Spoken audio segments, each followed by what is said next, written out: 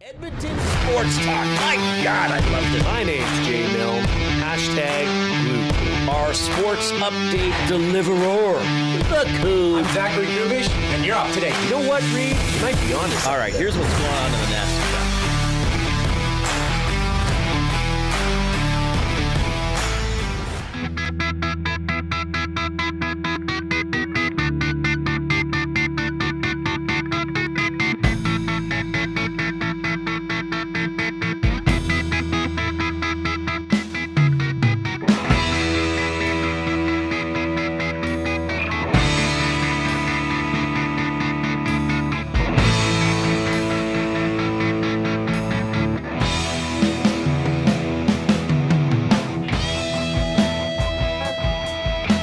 A team somewhat resembling the Edmonton Oilers will play a game tonight at Rogers Place. Final home game of the regular season for the Oilers.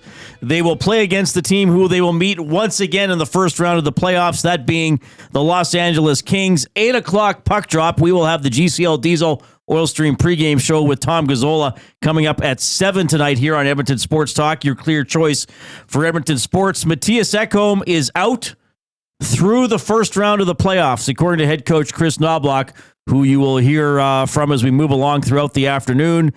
Zach Hyman won't play tonight. Connor McDavid out, precautionary. Leon Draisaitl out, questionable against San Jose already on Wednesday. Will be good for game one of the postseason, whenever that is. Jake Walman, day-to-day, should be good for game one. Trent Frederic out for the rest of the regular season. They're hopeful he'll be able to start the playoffs. Troy Stetcher out tonight. Should be good for the start of the playoffs. Is that everybody? Nuge is playing. Josh Brown's been called up. He's going to play. New guy on the Oilers, Quinn Hutson, freshly signed out of Boston University. He's in tonight, as the Oilers will go with 11 forwards and 6 defensemen. So Philp and Ryan, who were up as emergency recalls, won't play. And I was also told the Oilers had to do some cap gymnastics to get Hudson in. So here are the players who will play tonight for the Oilers. Again, I'm not going to bother with line combinations. Please forgive me, Jay. Oh, come on. Nugent-Hopkins, Podkolzin, Arvidsson, Henrique, Brown, Jay Skinner, Jones, Kapanen, Janmark, Perry, and Hudson. Nurse, Bouchard, Kulak, Emerson, Deneen, Brown, Pickett's in net. Stuart Skinner's the backup goaltender, taking on the Los Angeles Kings. There's the deal. It's never a great thing when you say freshly signed Quinn Hudson draws into the lineup.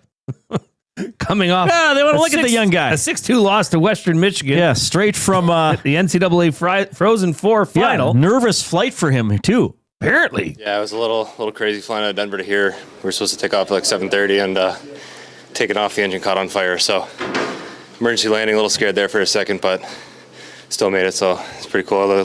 Sounds like some family members were on the plane and a couple staff were on the plane as well. So small world.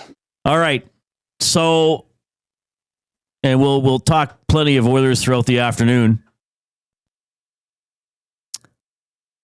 Storylines: playing the Kings.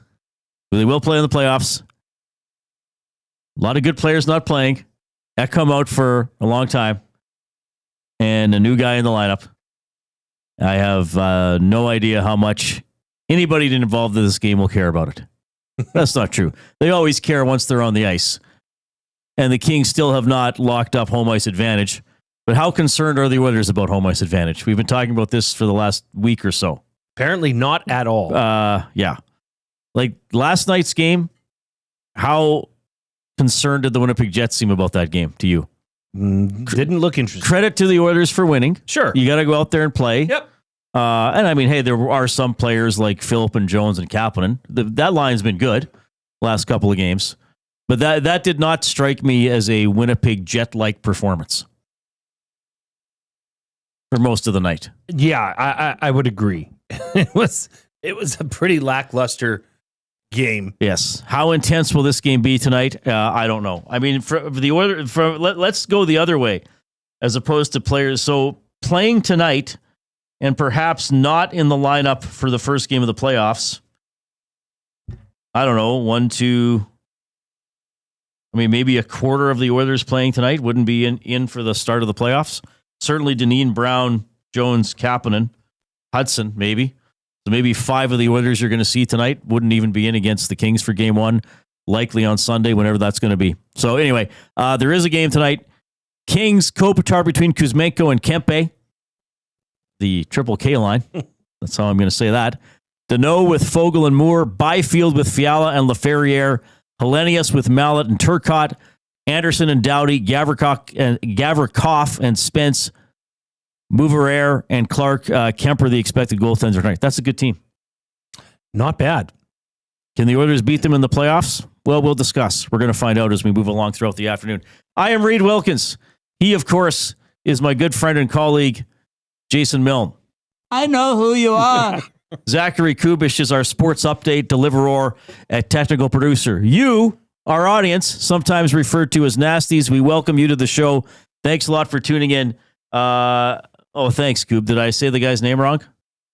Yes. What did I say? You said mallet. It's Malott. Malott. Okay. Thank you for telling me. That is good to know. I appreciate you updating me. I might have said Mouveraire wrong. I often say that incorrectly. But anyway, people know who he is. You can see the name on the back of the jersey. You can participate in the show beyond listening if you choose. You can email us, reid@edmontonsportstalk.com or jay@edmontonsportstalk.com. I would love to get a limerick or two, maybe something about Rory winning the Masters, maybe about the Oilers going into the last 2 games of the regular season, yada, yada, yada. You can text 780-218-9999.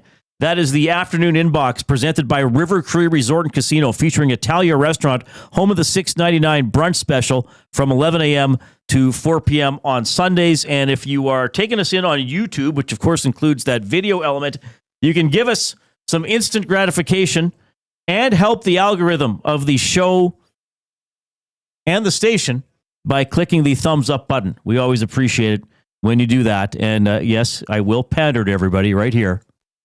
Click, click, click. Must you click? Please, please click.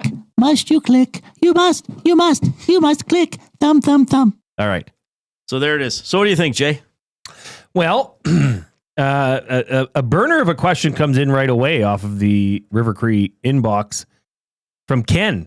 Guys, are the Oilers burning a year off of Hudson's entry-level contract? Yes. By playing him tonight? Yes. I get there's injuries, but to me, this is terrible asset management with 2 games left in the season. Okay.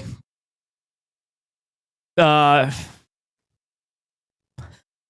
have no idea how good this player is going to be in the NHL. I have no idea if they'll want to have him for the second year of that contract. The Oilers prospect base is a little bit thin, sure. I honestly, that's not no.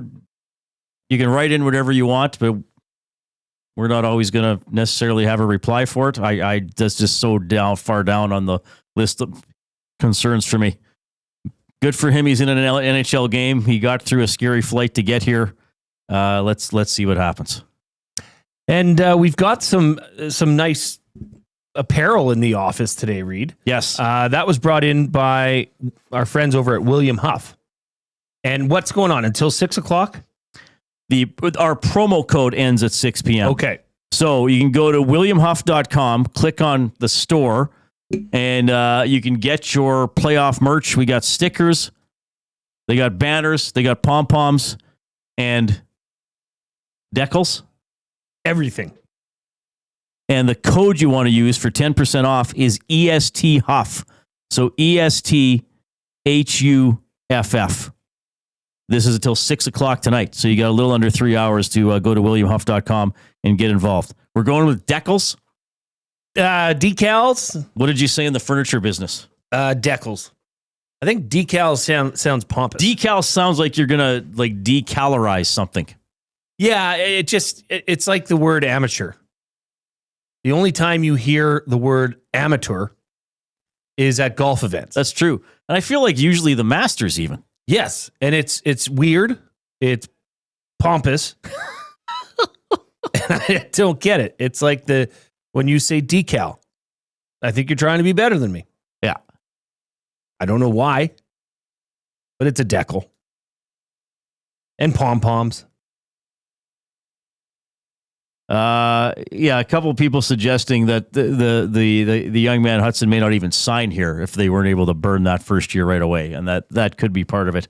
Again, we'll see him in the lineup, and we'll see the Oilers play short, 11 forwards and 6 defensemen against the Los Angeles Kings. So a quick scene set for Rogers Place tonight. We will discuss the impact of not having Ekholm, who they haven't had a lot recently, but now we know he's not going to be there in round 1 of the playoffs. You'll hear from Kris Knoblauch. You'll hear from Ryan Nugent-Hopkins. You'll hear from Evander Kane, who will be back in the playoffs, maybe right at the beginning of the playoffs. We'll see. It sounds like he's feeling pretty good. It is an Oilers game day, so we have our Hudson's Canada's Pub mystery athlete of the game. So Jay and I give a series of clues throughout the show, and you have to put those all together to try to win a $25 gift card to Hudson's Canada's Pub.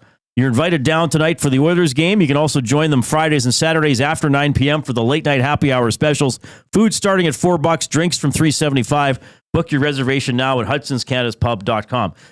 We will only accept guesses made to the River Cree Resort and Casino inbox, 780-218-9999. Maximum 3 guesses per phone number. So you may want to go for it early, or you may want to wait and hear, multiple clues before you start guessing in. Up to you how to do it. There's a risk reward either way. But did it not happen? One of the clues last week, Jay, where a couple people got it right after having burned their 3 guesses. Yes. And they were honest. I believe you would have noticed anyway, because you always check. But they even texted in by saying, hey, Jay, it's my 4th or 5th guess, but is it this guy? Because people just want to know. They got a burning desire to know who the mystery athlete of the game is. Who was that? That was the one that went the distance. Oh, last week? Well, thankfully, I keep a spreadsheet of all the athletes, Jay, which I will now smoothly open on the fly. Oh, Paul DiPietro. Paul DiPietro was a real fried. So the 3 last week were Ron Tugnut, Al Arbor, and Paul DiPietro. Yeah, it was a big week for you and the Hudson's mystery athlete. Well, I can tell you something about today's mystery athlete of the game because I'm going to give the first clue right now. Not grand. Not grand is the first clue. Not grand. You're trying to win a $25 GC to Hudson's Canada's Pub. You're going to post that in the nasty chat? It's already up there, bro. There. Not grand is the first clue. NBD, bro. Maybe somebody's going to get it right off the hop today. We'll see. I hope. We could really use someone just dominant. Burning your britches just right quick, off the start. Quick, and away they go. All right. We also have our off-topic topic. Now, this is inspired by the Oilers. And Stuart Skinner returned yesterday, got the win against the Winnipeg Jets. And he did an availability after the morning skate. And he was asked if he ever had a concussion before. And he said, yeah, I had one when I was younger. And somebody said, well, okay, so what happened in the game? And he's like, well, actually, it didn't happen playing a sport. I don't really want to talk about it. And then he did reveal how he sustained the concussion as a lad. I hit my head on a stop sign. I'll just say it. You guys caught me. Yeah. How did you get that kind of air? Oh man, I was playing. When you playing like punch for punch as a kid, like on the arms. Yeah. I got the guy good, and then he was like coming at me, so I was running backwards. Silly me. This is going to be embarrassing. Yeah. All right, so Stuart Skinner got a concussion as a kid running backwards and hitting his head on a stop sign. Our off-topic topic for William Huff. Since 1952, William Huff has provided industry-leading advertising solutions for thousands of valued clients. Their unparalleled customer service combined with decades of industry expertise and a desire to make every job the very best it can be is what they call the William Huff Advantage. Visit their website at williamhuff.com or give them a shout, 780-454-4536. What's the most embarrassing way you've ever injured yourself? That is our off-topic topic.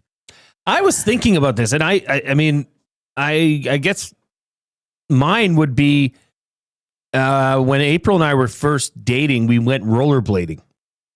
And she wasn't as confident on the old blades as I was. And we were going down a slight decline. And, the speed got up a little bit higher than what she would have liked. So we made the executive decision was made to just go off the path into the grass and just kind of, spread your legs apart, athletic stance, ride this out, and the grass will slow you down. That was fine, except it didn't all go to plan. She ended up, pulling on my arm and we both went down, and I stuck my arm out. Well, and my wrist, I still have to this day wrist issues. Oh my God. From that incident, which would have happened over 20 years ago. I remember, and I was probably in my early 20s, so around 30 years ago, I was with my mom and dad, and my dad and I had to go into some sort of a store and grab something. Like I remember we were in and out pretty quickly, and we came out of the store to walk back to the car, and there were these two metal poles, like maybe 4 feet apart, like not very far apart. And for some reason, I thought it would be neat if I walked through them. And I did not notice, it was not like 2-letter I's, it was an H. And I hit my forehead right into the crossbar between these poles that I somehow didn't see was there. And I knocked straight down to my butt. And I was uncomfortable enough shortly after that I actually went to the doctor, and they made sure there was no concussion or skull fracture or anything like that. So even though nothing really bad came out of it, it was pretty embarrassing that I was going to walk between these two poles that were close together, and I didn't notice there was a fairly sturdy metal crossbar between the two of them.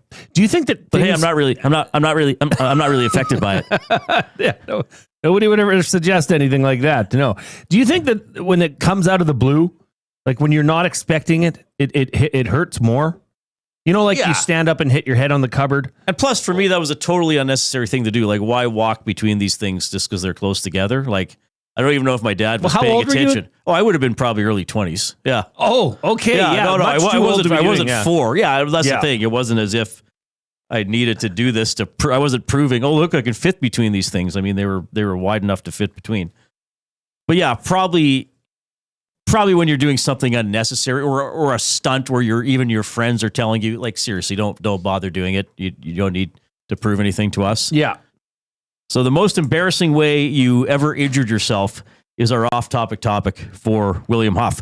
All right, you're going to hear from Kris Knoblauch, Evander Kane, couple other Oilers. When we get back, Luke Gazdic, now with Sportsnet, a former Oiler. He will, maybe he hurt himself in an embarrassing way. I'm going to ask him that too, and of course we'll talk some Masters, talk some Oilers with him. Here's the Koob.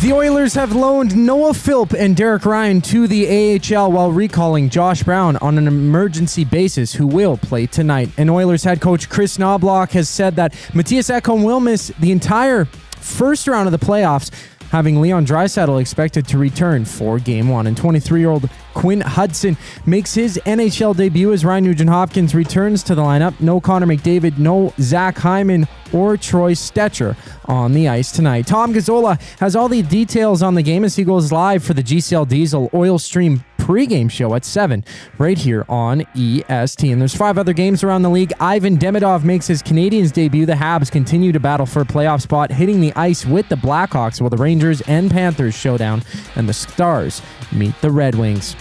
And fresh off a 7-6 win over Baltimore, the Jays kick off a 3-game set against the 4-11 Braves. Easton Lucas starts on the mound for Toronto, seeing 10 games around the MLB. This sports update is brought to you by Windsor Plywood Leduc, locally owned and operated, serving Leduc and surrounding areas since '93. They have doors, flooring, baseboards, and of course, they got plywood. Go see the knowledgeable staff today at Windsor Plywood Leduc. Former Oiler Luke Gazdic joins Reid Wilkins and Jay Milne once we get back from break. I'm Zachary Kubusch, keeping you up to date.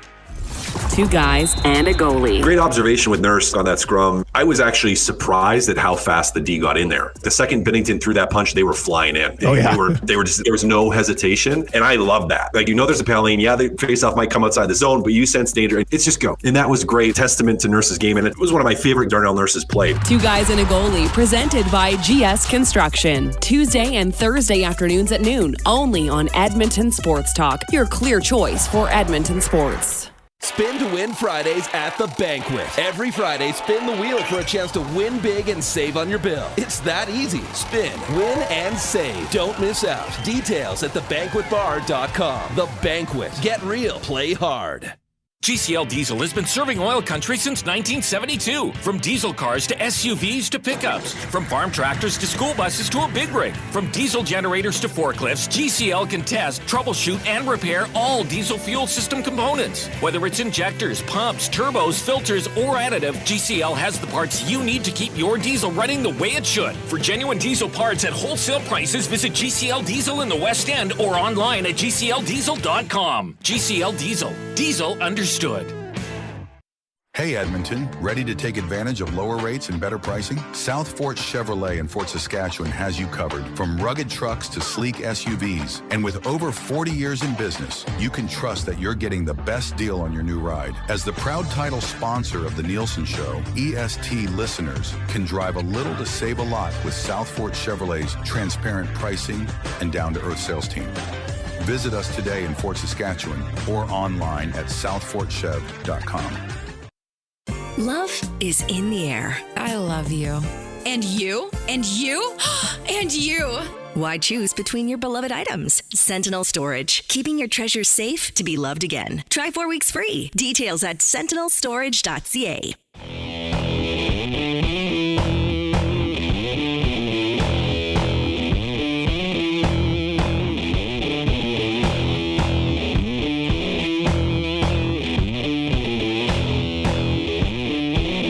All right, hope you had a great weekend. I was pretty lucky, got to watch a lot of the golf over the weekend, which was pretty cool. We'll dive into that at a couple different times during the show because Jay and I want to get into a couple things about that. Plenty of Oilers discussion as well. They have 2 games left in the regular season. Tonight they host the Los Angeles Kings. Wednesday they play San Jose.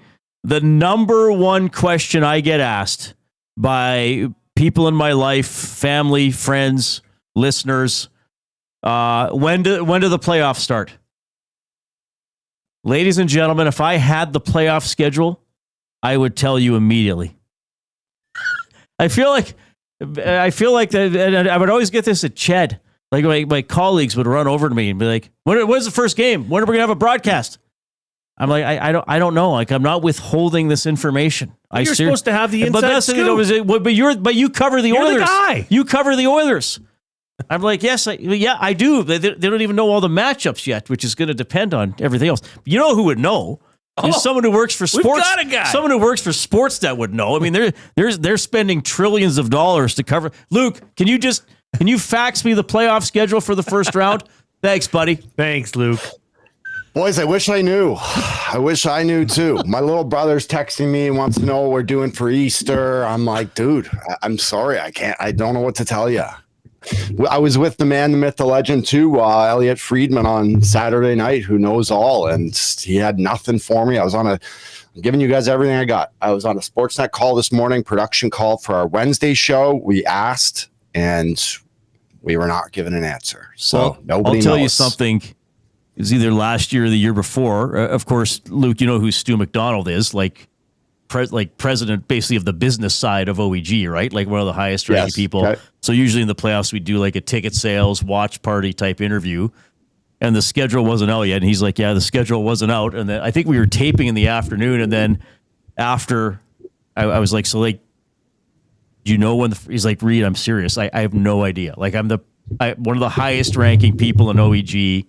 I have suspicions, but he's like, I'll text you when I know the schedule, but it's going to be the same time the press release goes out because once we get it, we're announcing it immediately. So it's put together. At least we know who it is. Yeah. I guess, right?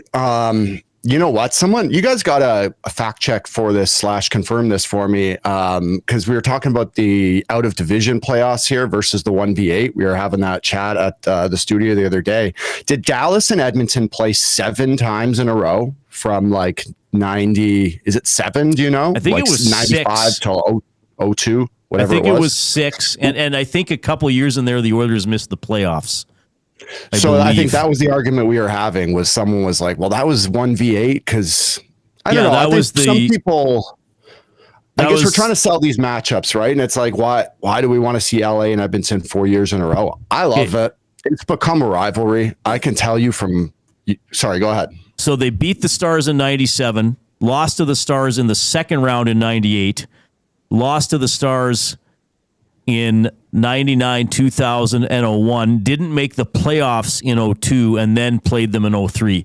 So they played them in the playoffs 5 years in a row, but it was first round, second round, and then 3 first rounds. Because in 98, they upset the Avalanche in the first round. Okay. Yeah. Well, I mean, so it happened back then too. I got to tell you guys, like, the rivalry has become a thing. I can tell you that there are some guys in that locker room that do not like the LA Kings and some of the guys that play over there. Like, you saw it. I don't know how I would react to this if I was a player. I'm not going to lie. Like, Fogle had that interview where they're kind of joking around, but she's like, "So do you hate Edmonton now?" And he's like, "Of course." I don't know if I'd say that. Like, I probably would have been like, "Listen, I have a lot of respect for the guys in that locker room." Like, he's looking at Connor McDavid and Leon Draisaitl saying, I hate your guys' team. I don't know how well that would have gone over. So I don't mind seeing it. It's going to heat up regardless. And I'm looking forward to it, man. All right. We will dive into that. Then I want to talk to you a little bit about the Oilers lineup or lack of it tonight. But we got to get your impression of the Masters and McIlroy winning. I just thought that was an incredible final round, and I try to watch the final rounds of all the majors when I can. That's one of the best ones I can remember because of the wild swings and all that kind of stuff. Just give us kind of the Luke Gazdic view of the Masters. So I'm going to be completely honest with you. I committed to a 3-on-3 like hockey creator tournament yesterday, Sunday. It was a 3-on-3 tournament. We had a Sportsnet team in there. So that jersey behind you, that Shoresy jersey, I don't watch too much Shoresy, but I got that jersey because I was named player of the tournament. Can you believe that? Wow. I've never won anything in my life. So we won the championship. Team Sportsnet won. I was voted player of the tourney, got the Shore jersey. I got in so we had been following it all day. So I'm watching it on my phone. And then I got in the car when Rory was on 14. So I got to see the ending, thankfully. I am a casual golf viewer, but the Masters is certainly different. This is something that I've watched with my dad since I was a kid. And obviously everyone's in their pools and stuff. I think that was really one of the funnest parts of the season was, I talked to you about football pools and stuff we do weekly as a team. The Masters pool is something that guys take a ton of pride in. There's always 2 to 3 guys that take the reins that are usually the golfers of the team. There's usually a couple scratch golfers on every team. Like for our years, it was Justin Schultz, it was Matt Hendricks, but guys like willingly create the whole system of how we're going to play. Whatever the pool is, you pick 2 golfers out of a category, you name it. So those were always fun times a year. And I was in a pool this year, and I had Rory as my guy, but my other picks were not good enough to win the championship. So it was exciting stuff, man. I'm a Rory McIlroy fan. I think he's awesome. Best swing in golf. I was hoping Corey Connors could sneak up there, but it was a fun Sunday all around for me, I'd say. All right. When Jay and I were going to talk about some Masters-related stories throughout the afternoon as well. And Jay's got a couple questions for you, but I want to just throw you one about. I started. What did I say? Well, last week before one of the games, I said a team somewhat resembling the Edmonton Oilers. So did I say that today? We'll play tonight. It's just. I'll just kind of leave it open, Luke, wherever you want to go with it. It's just such an odd time with all the players who are injured / unavailable here as the Oilers move towards the postseason. Yeah, you know what? Like, we're having this chat. All these chats happen at studio. Like, I would have thought 4 nations would have been the best thing for these guys. And now I'm looking back at it like it was almost a bad thing. And no, not necessarily a bad thing. Obviously, the popularity gained from the tournament. I just don't know what happens with the break that maybe would have equated to these guys all getting injured in the last quarter of the year. What they're going through now is, I've never seen anything like it personally. And you look around the league, there are some teams that are rearing and ready to go, healthy, going into the playoffs. Certainly you'd like to be that. It is encouraging to know that I've been behind those walls and know they have a really good staff. Like TD heads up a really, really good staff of guys. They have everything they need and more. and with the way I've told you that guys approach injuries, when there are so many guys injured like this, I will almost guarantee you there are one or two of those guys that may not think they're getting the attention they need. I can almost guarantee you this. This will be a second opinion haven right here. So guys will be talking to their doctors and trainers back home probably also, which is it's not a bad thing. These guys, you're all on the same page. You just want to have as many hands as possible. But I can only imagine. Thank goodness they built a new facility, because this would not be working at Rexall. They'd have to get a second arena, second training room for all these bodies. But it's certainly something like I've never seen before. Luke, obviously today it was confirmed that Mattias Ekholm will be out for round one for sure. I guess to be reassessed at that point. But Reid and I were talking about it, and I, for one, think this is a massive, massive loss. Do you think that the Oilers can overcome that with a defense that was already severely depleted and get the job done in round one? Yeah, I do. Listen, I'm a glass half full guy, so I take this as positive news. The way Elliott was talking about it Saturday, I thought he was donezo. And to be legitimately honest with you, that would have been the worst news possible, just because I think he's an absolute rock back there, just like everyone else does. It's just encouraging to know that they got to get through, call it 7, however many games they need. They just need to get through one round here. I watched Brett Kulak play 29 minutes the other night. I'm confident that they can do this. It ain't going to be easy. They are going to have to, as you call it, outscore their opponents, outscore their problems. I think top guys will have to do a little bit more of that. But to be honest, I know we're going to get into this a little bit. I know this is Ekholm with the LA thing. I don't fear LA. They don't intimidate me as much as maybe I hope I'm not underestimating them. I just think Connor and Leon are good enough that for a round, if they get some saves, they'll be all right. Okay, so I'll ask you to expand on that one part of it. And I know you're not being disrespectful, but you said I don't fear LA. And like we get a lot of, and even I think like it's the best version of the LA team. You know, Byfield's coming on. They added Kuzmenko. You know, he's hungry. At the moment, they're fairly healthy, and they did have some key guys injured in a couple of the series in the past. Like, are we overestimating LA just because this is the year they might have home ice advantage, or they appear to have a little more spark up front and they took Fogle away, or how do you look at it? I think they've gotten better. But there is something to be said about having a mental edge over an opponent at the highest level, especially in a sport like hockey. Like I equate a lot of things to living here in Toronto. I just always see so many parallels with the Leafs and the Oilers.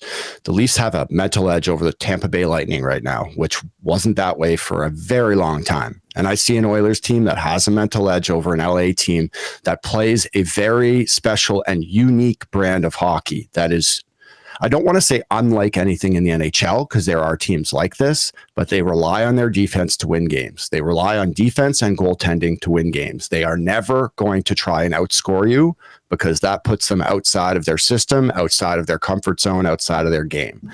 So that's why I say that I watched an Edmonton Oilers team with Leon and Connor last year get really hung up and have a hard time figuring out Todd McClellan's 1-3-1, which is understandable. It's a tough system to play against. I watched them try to scheme and attack and eventually break through a system that I didn't know if they were going to be able to. But that was real time. I watched maybe the 1 and 2 best players in the world figure out how to beat a defense 2v5 essentially. And that's why I have faith in it, because this is different than Todd McClellan's system, but it is eerily similar in the way they sit back in rocking chairs and wait for the game to come to them. They're extremely patient. They wait for mistakes and opportunities. And it's just like we've seen this picture before. So I think they've gotten better. I think they added Warren. They added Kuzmenko so that they could score some more goals if they had to. But I just think, as I said earlier, they may have to outscore their problems a little more than they wanted to. But I think they still have the roster that can beat this LA team. Luke, I got one more for you, and it's not mine. We got a really good question put in our chat from JT Shark. And as you know, I mean, the Oilers are going to play this Hudson kid tonight. They've made a couple signings from Europe, college players, and I know other teams do that. But this relates to your life experience in the NHL. JT says, "Hey Luke, as a player who was usually in the bottom six, do players pay attention to signings their team makes and how it may affect them?" I'm not gonna lie, it sucks. It's part of the game, but it sucks. So I've done it at both levels. I've done it at the NHL and more specifically the American League level, because that is where you get pumped with everybody. Junior prospects out of playoffs, European kids out of playoffs, college kids, college signings. You have a bevy of players coming in at the end of the year, and you have a group of 20 to 23 guys that have given their blood, sweat, and tears for, call it 60 to 80 games on a roster, right? So you're sitting there and I'm following WHL playoff scores, to see when Kevin Smith from the Med Hat Tigers is coming in, because they drafted him in the second round last year, right? And ultimately they always do. It comes from the top. And I've seen it before. If it was up to the head coach, most of the time the coach does not want to touch that roster. He looks at a guy like me. I look at what's probably going to happen to Michael Pezzetta in Montreal with Ivan Demidov coming in. Character guys that they've given it their all. They are a huge part of why the team is where they are at and had the success they've had on and off the ice, and they're going to get taken out of the lineup. And it sucks. It's integral that you have a good leadership core, a good leadership group that can kind of insulate that player. I think, like, I've had some veterans lean on me late in the year, and it's really nice to know. But yes, I didn't get the sentiment of the question in the sense that, yes, I was always watching and seeing who was coming in. And ultimately, I was one of the guys that was going to be taken out. Luke, that's why we love having you on, because you're always honest. Really appreciate it, buddy. Congratulations on winning player of the game in that tournament. I mean, that's well, yeah. Hang on. We can't just let it. Like, I need some numbies here, Luke. Like, what do you got? Because, by the way, during this interview, the ghost at the Gazdic house seemed to open the door that's behind you to reveal. There we go. Wow. Who is this? This is my boy Cat. This is Cash. He is orange Maine Coon tabby. He's insane. He's probably going to jump up the wall in a second. I'm a cat dad. I'm the dog guy too, but we don't have any dogs downtown here right now. So I love my little cat, dude. He's the man. Oh, wow. Cat. Okay. Well, there you go. I'm sure. Anyway, I had 4 goals in 4 games, including one in the final game. I played defense yesterday and logged they were 18-minute games, 2 periods of 9, and I probably played 16 of the 18 minutes. So just a good active stick back there, getting in lanes. And that's big boy minutes right there, Luke. Yeah, just munching minutes, as they say. I was a bit of a Mattias Ekholm yesterday, I'm not going to lie. Oh, amazing. That's awesome. Well, Luke, you're always amazing on Edmonton Sports Talk. Of course, you'll be on the Nielsen Show next week. You will be on this show the following week, probably late in the first round of the playoffs. So we'll see where the Oilers or Kings are at that time. Have a great day, buddy. Thank you so much. Enjoy the start of round 1. Awesome. You guys rock. Talk soon. Luke Gazdic, former Oiler, now doing a great job on Sportsnet, checking it. Man, that was great. The stuff he said about why the Oilers beat LA. I mean, I know a lot of people don't think that way. Some do, some don't. But he gave his reasons for that. And I loved his honesty about, okay, hey, here's a free agent signing from college, or here's a kid whose WHL season ended, and we're gonna bring him in. And the way he put it, it's like, okay, so think about this at this time. If you're on the Oilers, you've had a guy who's been on the roster for 80 games. Now I know with the Oilers it's a little different because of so many players are injured, but on some teams it's like, oh, hey, thanks for plugging away 11 minutes a night and killing penalties. You're out tonight. We got this kid out of the NCAA. Like, that's got to be tough. It's got to be tough. Oh, but that's the business of professional sports, right? And I really thought the insight into some of Fogel's comments that might turn into a bit of bulletin board material for the Oilers was interesting. I mean, this is a player that went the distance with them last year. That's now in enemy colors, and all bets are off. So it's interesting that that he suggested that players know about that, that they're aware of, okay, all right, well, you want to see what we got it. I just love that because it just brings out the child in you, the competitive side of you to say, it doesn't matter who, we want to kick your ass. Right.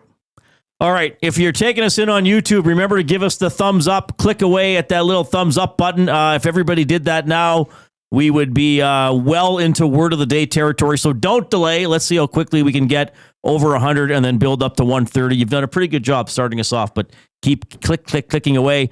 We have the Oil Understood coming up from GCL Diesel. I know somebody was posting if we've played any Evander Kane clips yet.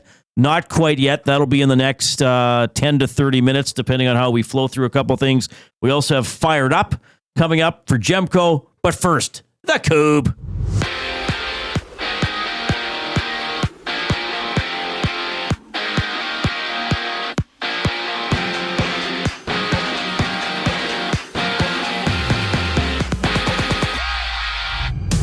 23-year-old Boston University forward Quinn Hutson makes his NHL debut for the Oilers against the Kings.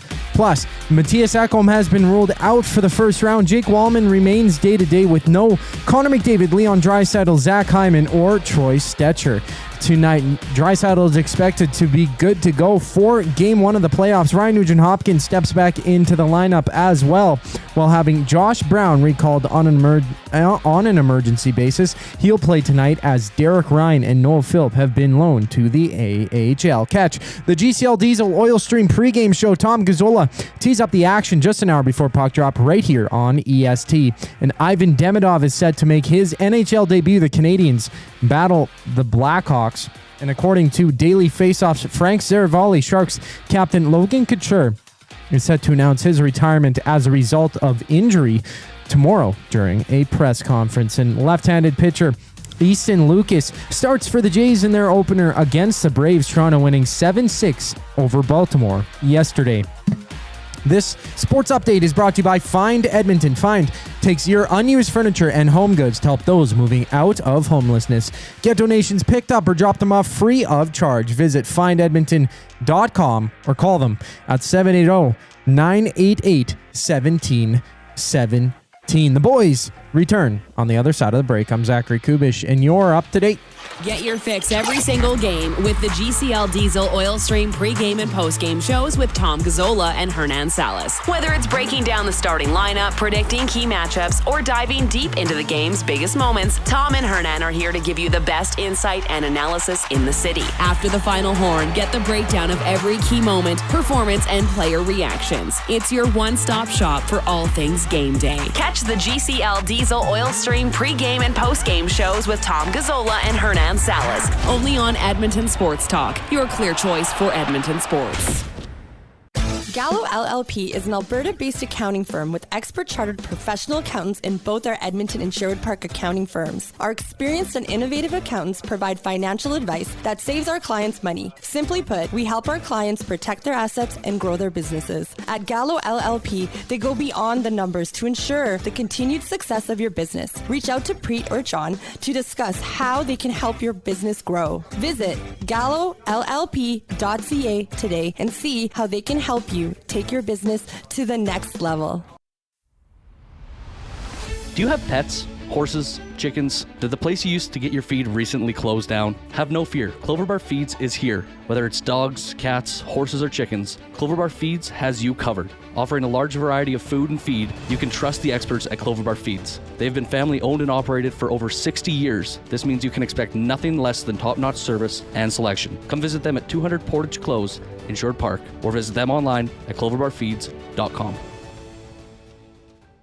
Looking for quality building materials and friendly advice? Visit us at Windsor Plywood Leduc, family owned and locally run since 1993. From interior materials for doors, flooring, baseboards, and all the finishing touches to all you need for your outdoor projects like cedar lumber for decks and fences, plus all the plywood you'd need. Our full-time on-staff carpenter can help with anything odd-sized or custom, and from domestic hardwoods to exotic selections, we've got you covered. And if we don't have it, we'll track it down for you. Windsor Plywood Leduc. We're the experts you need to know.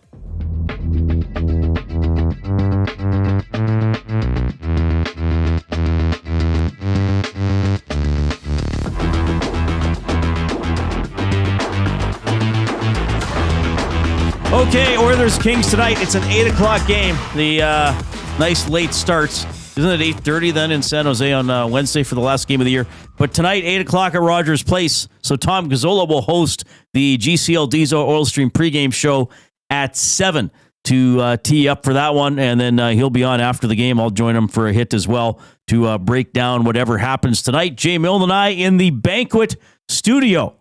Mondays at the Banquet, bowl for just $2 all day. Grab your friends, have fun, and start your week right. Get real, play hard. The Banquet. We're pleased to have them on board as a studio sponsor. Evander Kane spoke today, and he was asked, all right, what's the final step for you before you get into a game?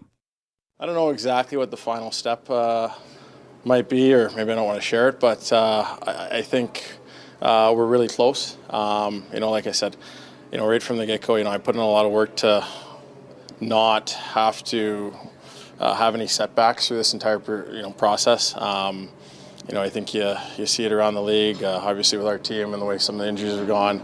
It can be tough. I think I mentioned too, at the beginning of the year in my press conference, kind of before I had surgery, is, one of the things I want to make sure is that I don't end up back on an operating table again. So for me, that was really important. That's why I wanted to, go through the summer and have that type of a process to select the right medical team to kind of go through this rehab year with. And, I'm really, really happy with how everything's gone and my recovery. And I'm feeling really good on the ice. And, if you ask me if I'm ready for game one, I think I could barely skate, and I played in the playoffs last year. So, if you're comparing how I felt now to last year, I'm ready to go. All right. So we might see him in game one, whatever that is, especially if other players aren't healthy. But a lot of questions about that. Got a limerick coming in here from Bronco Nick. He emailed Reid at EdmontonSportsTalk.com. Rory McIlroy finally won his green jacket. For a second, I thought he couldn't hack it. Penelope was cute. There is no dispute. Ballister went to the creek to whack it. Is that the guy that peed? Yeah. Yes. Well, okay. That's funny, though. That's very funny from Bronco Nick. That'll be a memory. And is Penelope his wife or the little girl? Penelope's the little girl, isn't she? Rory's? Yes. Poppy. Poppy. Maybe the other one's Penelope. They just had a baby as well. Or does he mean that Rory's wife is cute? It could be. All the above, brah. Whatever. Why writing's called it's an art, Reid. It's an art form. Bronco Nick's quickly become a Limerick star. I think him and the Big Uke might have to have a Limerick off. Tay to tay. Sounds like a Russian bash. Sounds like a Russian player. That would be fun. Limerick off. Battle Limericks at the Nasty Bash.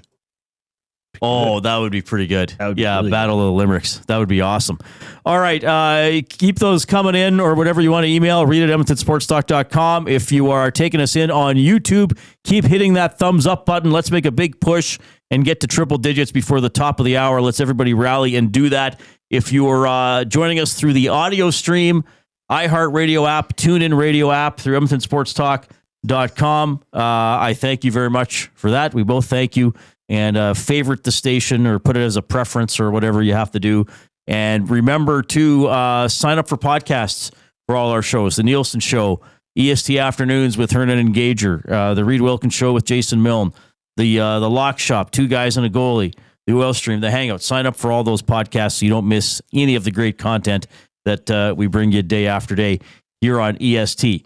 Okay, time to get fired up for Gemco Fireplaces, proudly serving Edmonton and area for 45 years. The authorized dealer for Napoleon fireplaces. Whether it's gas or wood burning, look no further than Canadian-made Napoleon fireplaces.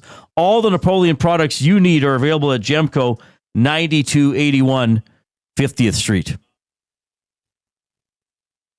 I mean, I'm still fired up for Masters Sunday.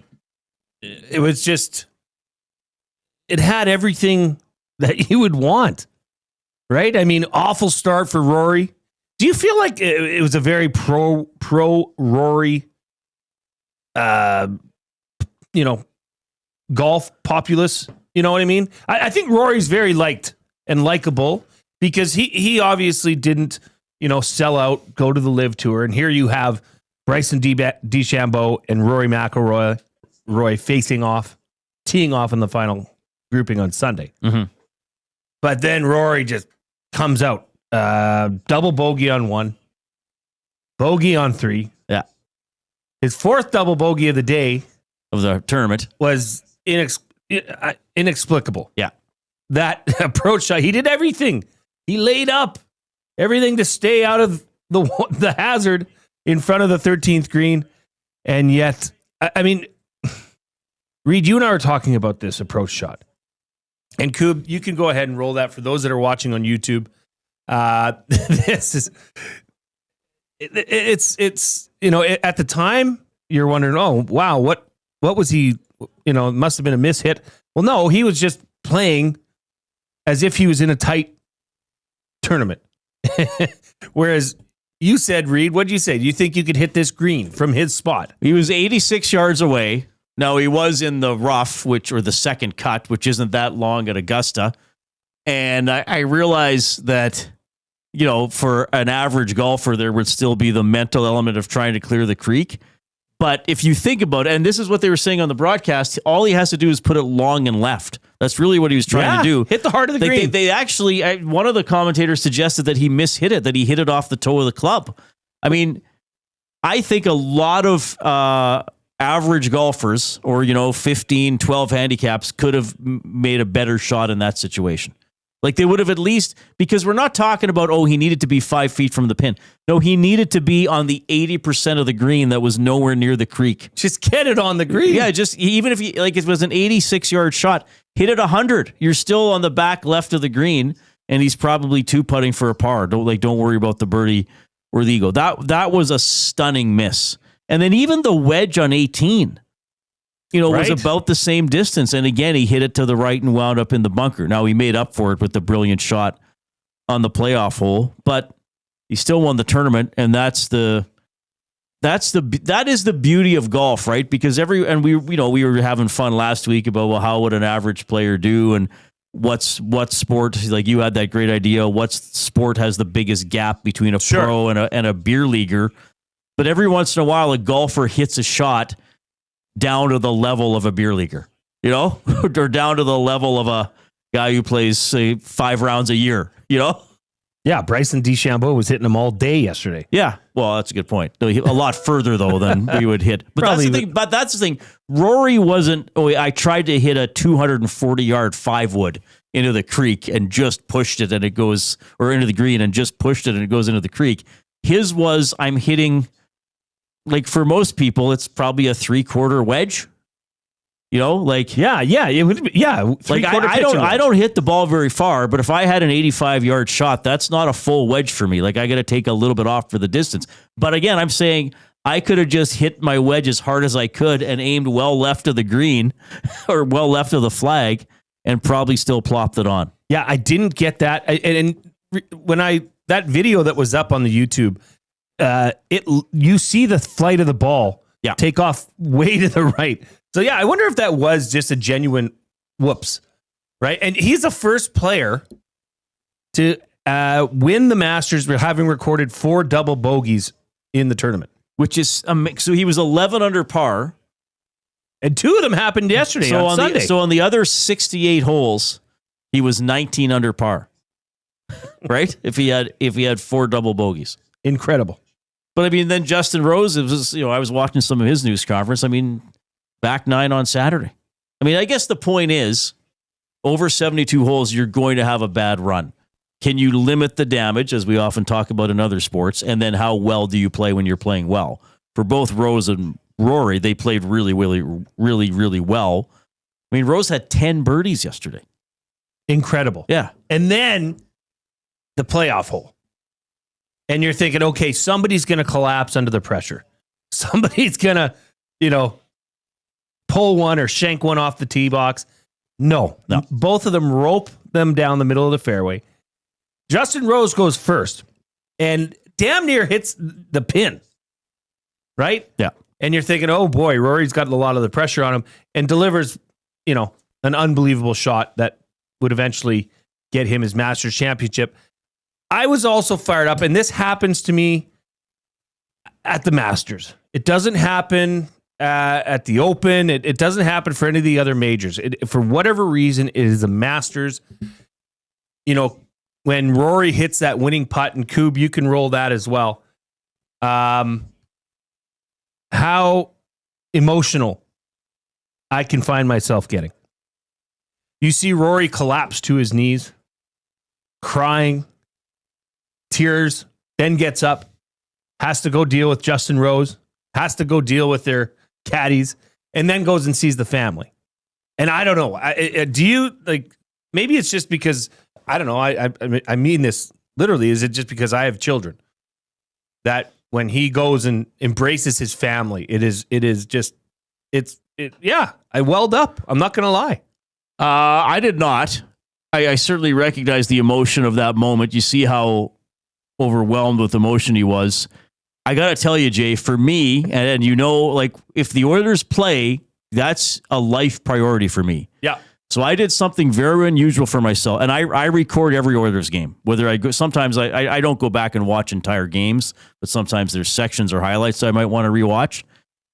But I said to myself, okay, I'm going to watch the Masters until it concludes live, and then I will watch the Oilers game from the beginning and catch up.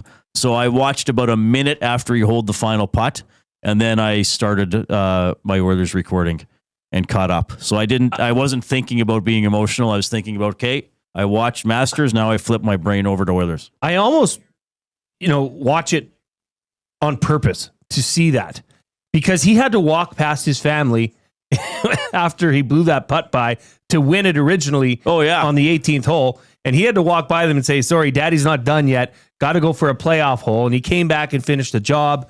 I love those moments in sports that almost make you well up and you find yourself completely invested in something that you have nothing to do with. Well, and that's what I think that's what golf brings us. I mean, I know I've seen hockey criticized for this. Well, you got the players and they have helmets on and you can't see what they look like and you can't see their facial expressions, right? Now, you could say the same thing about football, but at least you might get a guy on the sidelines or talking stuff like that. So that's golf. On top of seeing the shots, they're right there. Like, they're not wearing equipment. Like, they're wearing clothes. Like, golf clothes look like fairly regular clothes. And then you get to see, the cameras are right there zooming on their, like, I remember Tiger after he putted out, he kind of was, and then he sort of did that, I'm going to be happy here, and raised his arms up in the air. So yeah, I'm sure a lot of people will remember the celebration as much as some of the shots. Well, it's not too often you get to see pure emotion, raw emotion from a superstar in sports, which Rory McIlroy is. Yeah. He fell to his knees. I'm sure the purists would say, oh, that, threw his putter in the air and wrecked the green. And then, he took forever to get over to Justin Rose to shake his hand. Who would say that even jokingly? Who would say that jokingly, Reid? I just love it. I'm here for more of that. I love it. I love it. I love it. Fired me up, and it still does today. Yeah, I was just fired up that it was a great round of golf. You were fired up. It was done. No, I was fired up watching. I was excited just to be able to sit. I watched a lot both Saturday and Sunday, which was nice. It's been a minute since I've been able to do that. All right, more from Evander Kane, Kris Knoblauch. You're going to hear a little bit from the Nuge as well. Here comes the second clue in the Hudson's Canada's Pub mystery athlete of the game. You must text your guesses to the Rivalry Resort and Casino inbox, 780-218-9999. Maximum 3 guesses per phone number. You're trying to win a $25 GC to Hudson's Canada's Pub. The second clue is demon. So the first clue, not grand. The second clue, demon. Back after the 4 o'clock break. The Lock Shop. My wife and some friends took the kids to the zoo. She says to me on Saturday, she goes, hey, we're going to the zoo tomorrow. And I said, oh, that'll be fun for you guys. And she's like, yeah, she goes, I didn't think you'd come. And then I was like, what time are you going? She goes, we'll head out around 12:30. The exact moment Rory tees off. I was like, oh my God. And so I settled in and I uninterrupted watched the entire thing. The Lock Shop, weekday mornings at 11, only on Edmonton Sports Talk. Your clear choice for Edmonton sports. The Rivalry Resort and Casino presents Bump and Grind Rewind, May 16th, featuring Drew Hill. with Cisco and Genuine, plus DJ Hartman B. Let me see that thumb. Bump and Grind Rewind. Friday, May 16th at the River Cree Resort and Casino. Get your tickets now at rivercreeresort.com. You've heard the name, but what does it mean? For over 66 years, William Huff Advertising has supplied signage from screen printing to digital to LED with design, production, and install in-house. It's a one-stop shop for all your signage needs. Edmonton owned and operated, William Huff has been trusted by the biggest companies and teams in the City of Champions and many others across the country to do the job. If you're looking for a way to get the word out about your company or event, they are the answer. Go to www.williamhuff.com. Their results speak for themselves. Play more tables and games. Play more tables and games. Make the most of your fan game. Oh, you want to, you need to, you know just what you gotta do. It's time to add some fun to your life. Make the most of your fan game. Play more tables and games. PlayMoreGames.ca.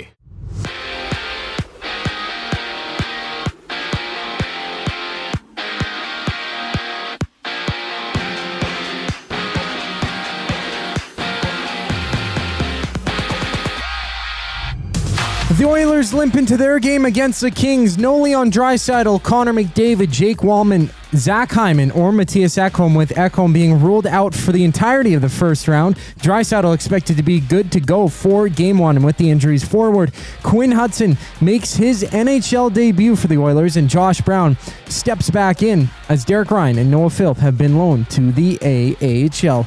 Tune in at 7 to catch the GCL Diesel Oil Stream pregame show. Tom Gazzola has you covered as he goes live an hour before puck drop right here on EST. And according to Frank Zaravalli from Daily Faceoff, San Jose captain Logan Couture has a press conference tomorrow to announce his retirement as a result of injury. Out east, Montreal is still chasing a playoff spot facing Chicago. Ivan Demidov making his debut for the Habs. Rangers face off with the Panthers, and the Sharks challenge the Canucks on a 6-game NHL slate. From Toronto, the Jays and Braves open their 3-game set with Easton Lucas taking the mound for Toronto. 9 games around the MLB. I'm Zachary Kubusch. That was your sports update. The second hour of the Reid Wilkins Show starts right now.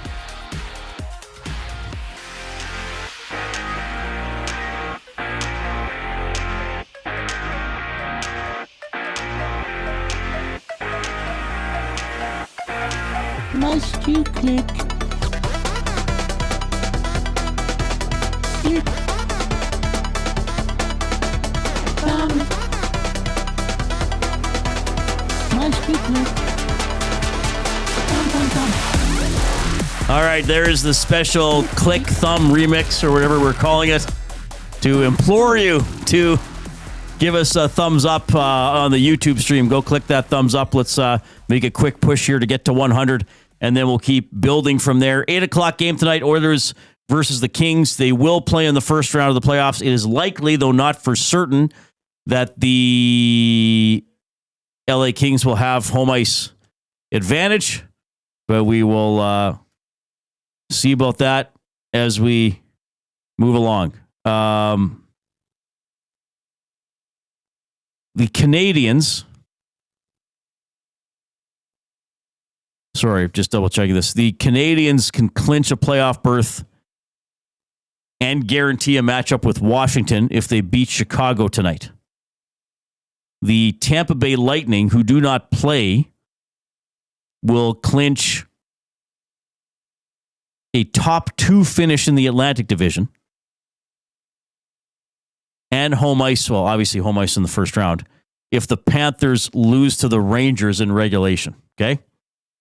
And obviously the LA Kings can clinch second in the Pacific if they beat the Oilers in any fashion, pretty or ugly, well-dressed or scantily clad, any fashion.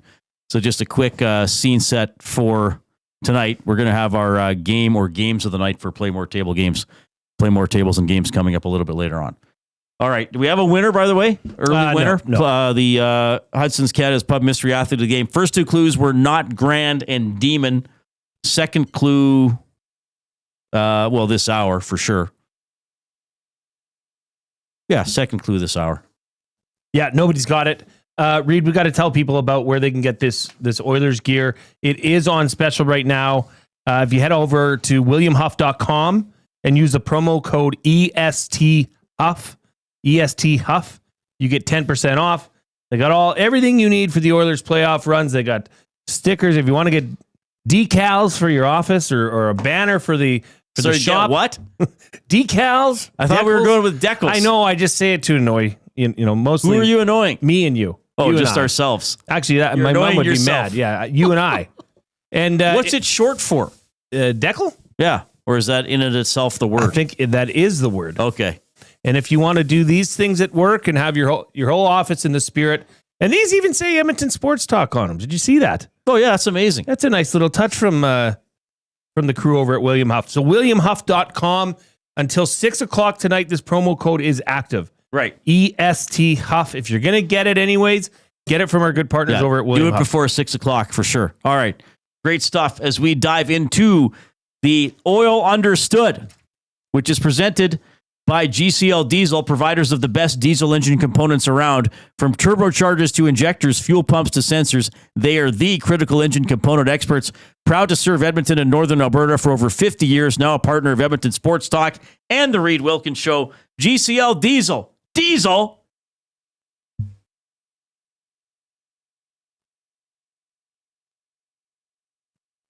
Understood. All right. So, not playing Hyman, McDavid, Draisaitl, Walman, Frederic, Stetcher. Obviously, Evander Kane still out. Klingberg still out. Nugent-Hopkins is expected to go tonight. Josh Brown has been called up. So from last game, Philp and Ryan won't play because they were emergency recalls.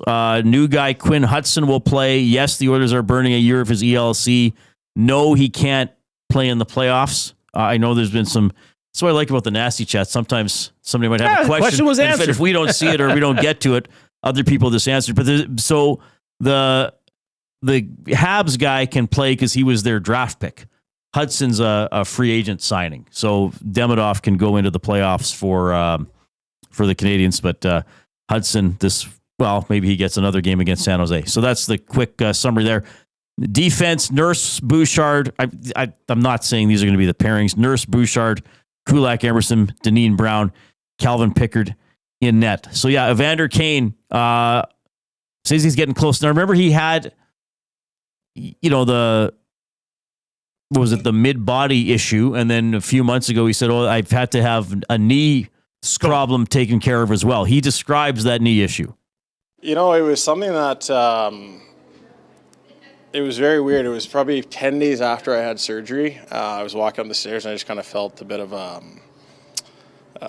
it was stuck, like it was sticky every time when I would stand up straight, and it kind of went away for about a month, and I didn't really think much of it. But then it started kind of happening a little bit more regularly, where it was affecting me. It was becoming a little painful. So then we got an MRI, and there's a bit of a mass, benign mass that was kind of wrapped around my ACL and my PCL. So we were able to get that removed, which is great.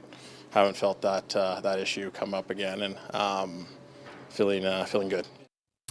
Well, Evander, as you continue to age, get used to parts of your body feeling like they are stuck or just don't move. Yeah, I woke up one morning and it hurt.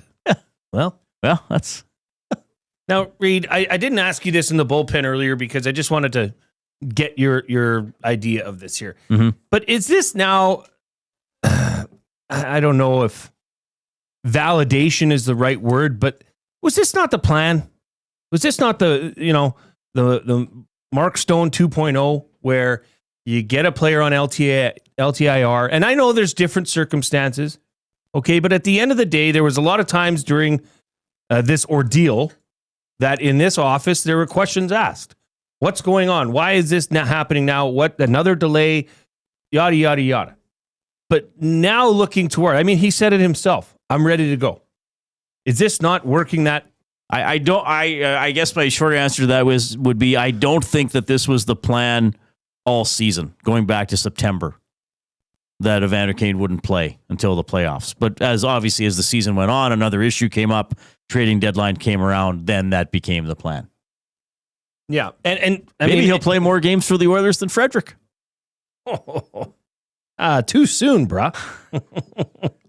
Well, yeah, Frederic aside, I just think it's positive to hear that you could have an Evander Kane that says he's in really good shape, feeling good, sounds positive, sounds like he wants to get out there and contribute. Well, and he said in that earlier clip we played that he feels better than he did all of last year's playoffs when clearly he was hindered, which is great news. My concern for Evander is he hasn't played a competitive game in almost a year, right? So, or I guess about 10 months.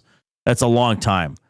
What worries you about that, though? Just being at game speed, being able to make an impact, having that extra stride to finish a check or get to the net, having the timing with your hands after having not played for a while, all that kind of stuff. Well, and fingers crossed or knock on wood, whatever you want to say as an Oilers fan, that doesn't catch up to him either in the playoffs when it's right. That's what I mean. Yeah. He's going back into a very tense situation here. Because I think the competitive side, which is mostly mental, that doesn't really escape or leave a professional athlete. The body may not be able to react as fast, right? But that competitive edge and that desire and willingness to put yourself in harm's way or to get aggressive, I think that is just who you are as a professional athlete. And look, maybe I'm underestimating what he can do because, as people know, I've been very reluctant to talk about. Well, I mean, I even said at the beginning of the season that I wasn't sure if he was ever going to play another game for the Oilers. Yeah. And then even when he talked about going through some other stuff, I'm like, I like now it appears he's going to play. Great, but I've been whenever anybody has said, "Well, just wait till we get Kane back," I've always been like, okay, but I can't be like, I hope he does well. I'm not trying to say he won't do well. I guess I just feel from my own observations and how my brain works that I can't say, oh yeah, he's going to be awesome. He's going to be the Evander Kane that, like he was in the BOA when they beat the Flames a few years ago and just was deadly. And it seemed like he scored every time he touched the puck. I think you were cautiously optimistic. And maybe optimistic isn't the right term. I think I was just cautious. So I was just very cautious, which is fair. I mean, you don't want to, say something that you feel is going to happen and you have nothing to back that up with. But I think now for Oilers fans and even listening to that myself, I feel like Evander Kane's ready to go for game one and he sounds hungry. Yeah. He sounds ready. So for what this fan base has been through in recent here, at least there's some positive news coming out of that. And we didn't even touch on, Ekholm, who, when this originally happened, the word was out. Now, it looked bad, didn't look like, but now it's out for round one. Well, here's exactly what Knoblock said today when he was asked, do you have an update on Ekholm? Not exactly, not confirmed, but it looks like Mattias will be out for a while, and he won't be returning anytime soon. So he's not playing? He's not playing tonight and not playing first-round playoffs. Okay, so here's what concerns me about that, though, because he goes, well, I can't tell you exactly what it is, but then he goes, I can tell you it's not round one. But that leads me to believe that there's still a concern. It's much longer, if not the rest of the season. Well, if they lose in the first round, it will be the rest of the season. But I can't hear that clip, or again, in the way my mind works, I don't hear that clip and think, oh, he's probably back for round two. Because like Knoblock, so again, the question was, do you have an update on Ekholm? Not exactly, not confirmed, but not exactly not confirmed, and then a few seconds later he says he's out for round one. But that makes me worried that it's kind of like, well, yeah, I know he's probably not going to play, but I can't say that for sure, so I'll just stick with the only round we know we have right now. Am I reading too much into that? No, and I mean, look, I think at this point, if Mattias Ekholm was to return this playoffs, it would be very surprising. I mean, it depends on how far they go. Yeah, I suppose. But, and I mean, we'll get into it about Mattias Ekholm in the injury situation there. Yeah, it's just the way that he worded that. And I know, Rashad had reported some stuff and talked about it. I guess it's... Now, maybe I'm overthinking this, everybody. It's great that Knobloch came out and didn't say he's out for the playoffs, which he's out for the season, basically, right? But he also didn't give a timeline for his return. Mm-hmm. Right? So he could have come out and said, Mattias Ekholm will not play for the Oilers again this season because of an injury. Great. But he also didn't come out and say he's out until May 15th. So if we're in the conference final, he's in. He just came out and said he won't play in round 1. Well, that's the only round the Oilers have right now. Yeah. So if they win round 1, he might come out and say, Mattias Ekholm will not play in round 2. True enough. That's all I'm saying there. There's kind of two ways to look at that. All right. Ryan Nugent-Hopkins, he is playing tonight, right? Yes, he's back. Well, it's good. Check notes. I got to check who's in. I know. I have 2 columns of players, and there's almost as many in the not playing column. Nugent-Hopkins commenting on how the Oilers have been playing lately. I mean, I think just that resilience, that kind of no quit in our game. It's starting to come back, and it's been really evident. I mean, against St. Louis, against San Jose. Last night, I thought just a really good 60. I know some of the guys were saying first 20 wasn't their best, but from watching on TV, I thought the whole 60 was good. So just a lot of compete out there and doing things the right way. Yeah, I thought last night's game, again, you can if another team doesn't have their best or doesn't have a great lineup, still got to go out there and beat them. I thought that's what the Oilers did last night. And I do think, you see forwards coming back, you see back checking, you see responsible defensive play for the most part. Corey Perry scores again. Good for him. And hey, how about this? The Oilers have empty net goals a couple games in a row. That's I'll look on the bright. Yes, you beat San Jose and maybe a somewhat lackluster or disinterested Winnipeg team, but it's nice to hit the empty net and put it away a couple of times because the Oilers haven't done a lot of that. All right. We are going to get to buying or selling for Damon Bunting. We have an Oilers-related topic for that. You're probably going to want to participate. Thanks for participating by listening to or watching the show. If you're on YouTube, keep clicking that thumbs up button. We are almost halfway through the show, and we're a little over halfway. Our double word of the day goal of 155. So no reason to delay. Get in there and click away. People commenting in the nasty chat. You can tell Nuge was sick. Nuge sounds phlegmy. He did. He's got a bit of that snotty nose thing almost every time he talks after practicing or a game. But yeah, he's back in tonight, which is a good thing. All right, here comes the Koob.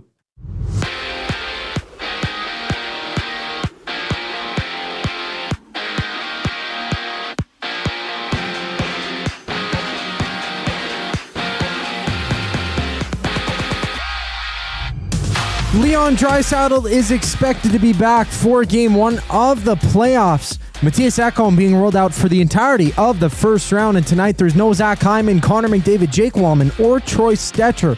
Josh Brown steps back into the lineup, and Quinn Hutson will make his NHL debut against the Kings as Derek Ryan and Noah Philp have been loaned to the AHL. Tom Gazzola gets you set for the action just an hour before puck drop right here on EST as he goes live for the GCL Diesel Oil Stream pregame show at 7. And according to Daily Faceoff's Frank Saravalli, Sharks captain Logan Couture will announce his retirement tomorrow, with Couture missing the entirety of this season and only playing 6 games last season due to injury.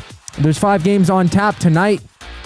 Ivan Demidov debuts for the Habs against the Blackhawks. Utah visits Nashville while Detroit hosts Dallas. And left-handed pitcher Easton Lucas starts for the Jays in their opener with the Braves, going 2-0 so far this season with a 0 ERA through 10 innings played. In Toronto's Max Scherzer is set to meet with doctors once again. He continues to suffer from thumb soreness in his pitching arm, playing just 3 innings this entire year. This sports update is brought to you by Advantage Sports Medicine and Physiotherapy. Get treated like a pro with their highly skilled crew. Whether you're recovering from an injury or looking to enhance your performance, get the same locker room approach that's trusted by the best in the game.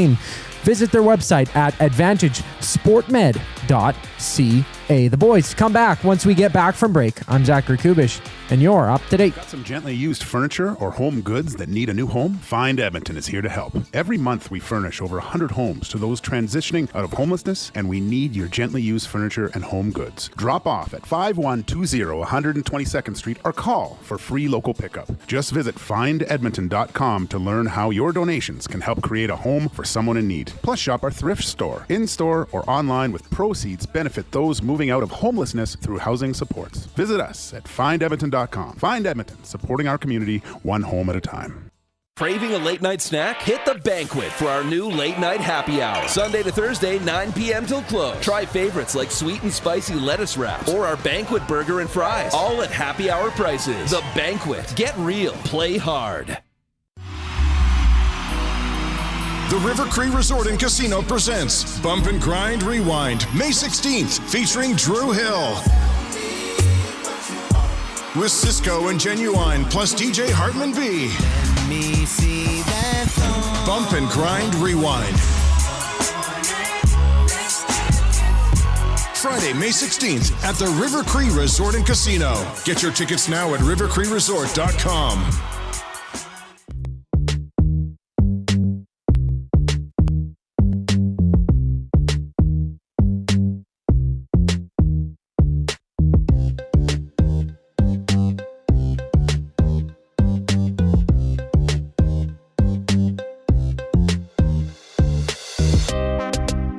All right, thanks a lot for tuning in this afternoon. Oilers Kings tonight at Rogers Place. Final home game of the season, regular season for the Edmonton Oilers, Jay. 7 o'clock, GCL Diesel Oil Stream pregame show with Tom Gazzola. He'll hop on after the game as well to break it down. One thing that is still in play, by the way, because I made one of the most terrible preseason predictions of this hockey season, and that was predicting the Nashville Predators to win the Stanley Cup. They will finish 30th in the National Hockey League, okay? But my preseason record for the Oilers was 48, 28, and 6. They are 47, 28, and 5. If they go 1-0-1 in their final 2 games, I will have nailed their record. Having said that, nothing. I just get to say I did something exactly right. Dang. Which I rarely ever do. I wonder if there's a way you could bet on that. You imagine the odds record or the point? You could probably bet on the point total. Point total, but that would be really good odds in your favor. Well, I think you can bet on over-under for points, right? Probably over-under for points. Yeah. Anyway, I know a lot of people don't think they're going to win tonight. The lineup is not as strong as it could be. We'll see. Jay and I are in the Banquet studio every Monday, bowl for just $2 all day at the Banquet Bar. Walk in, grab your friends, and start your week with some fun. Get real, play hard. The Banquet. The Masters were on the weekend. Murray McCourt, our buddy from the ranch. By the way, the ranch opens tomorrow. So go to the ranch website to book your tee time. Is Dustin golfing there tomorrow? I think he is. Does Dustin have a round there? I'm not sure. I thought he was saying something about that. Or were we not supposed to tell anybody? I don't know. I didn't know anything about it. Really? Yeah. Okay. TheRanchGolf.com. You want to book your tee time? Murray McCourt from our VIP golf show. You get him on the Hangout every Monday. He was telling great stories about being at Augusta for Thursday and Friday. Well, for the tournament on Thursday and Friday. He was there earlier than that because he came on our show. Was that last Wednesday? And did a hit while he was on his way to an event, which is pretty cool. And he brought you back some merch. Yeah, he brought me back this hoodie. It's like a light, I don't know. It's something I would normally wear. I said, either bring me back a quarter zip or like a light hoodie, but I think it's screwing with the camera. Koob was saying that it might be, and I think I believe him because it's a very faint stripe, but it is luxurious. And here's the thing: it's great. It's nice. You can only get Masters gear from the Masters. You can't buy it. You can't go to the masters.com and buy it at the Bay. Yeah, no. Wilco. Well, if you did, it's well, I think a lot of people buy it, and actually, we're going to talk about that when we crunch the numbers later for Gallo LLP. The amount of merch that goes through that golf course will blow your mind. Okay. I don't even know how they keep up. I don't know how they keep up with all the merch. And one of the most popular pieces that you can buy at the Masters isn't a piece of clothing at all. Is this a tease for later? Oh, Maybe. Wow. Okay. You know, Reid, this ain't my first day on the job. By the way, our off-topic topic for William Huff. Oh, we got lots. The most embarrassing, we should do a couple here, eh? Sure. The most embarrassing way you ever hurt yourself. Stuart Skinner told this story before the game against the Jets, asked if he'd ever had a concussion before. I hit my head on a stop sign. I'll just say it. I'll just say it. You guys caught me. Yeah. How did you get that kind of air? Oh man, I was playing. You know when you playing like punch for punch as a kid, like on the arms. Yeah. I got the guy good, and then he was like coming at me, so I was running backwards. Silly me. This is gonna be embarrassing. All right. Most embarrassing way you ever injured yourself. A lot of broken toes. Kyle broke his big toe jumping down the stairs. He was trying to see the Simpsons couch intro scene. This is well before Record and Rewind. Landed wrong on his big toe. Andrea from Calgary, she got a concussion while studying. Now, so most embarrassing, yeah, if you can believe it.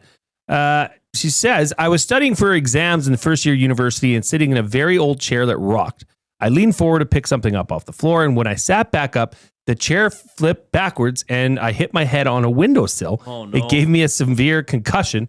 I had to be on bed rest, and I had no short-term memory for a while. Oh, my God. Fortunately, no long-term damage. To this day, it's still an epically embarrassing story that she got a concussion while studying. Yeah, while studying.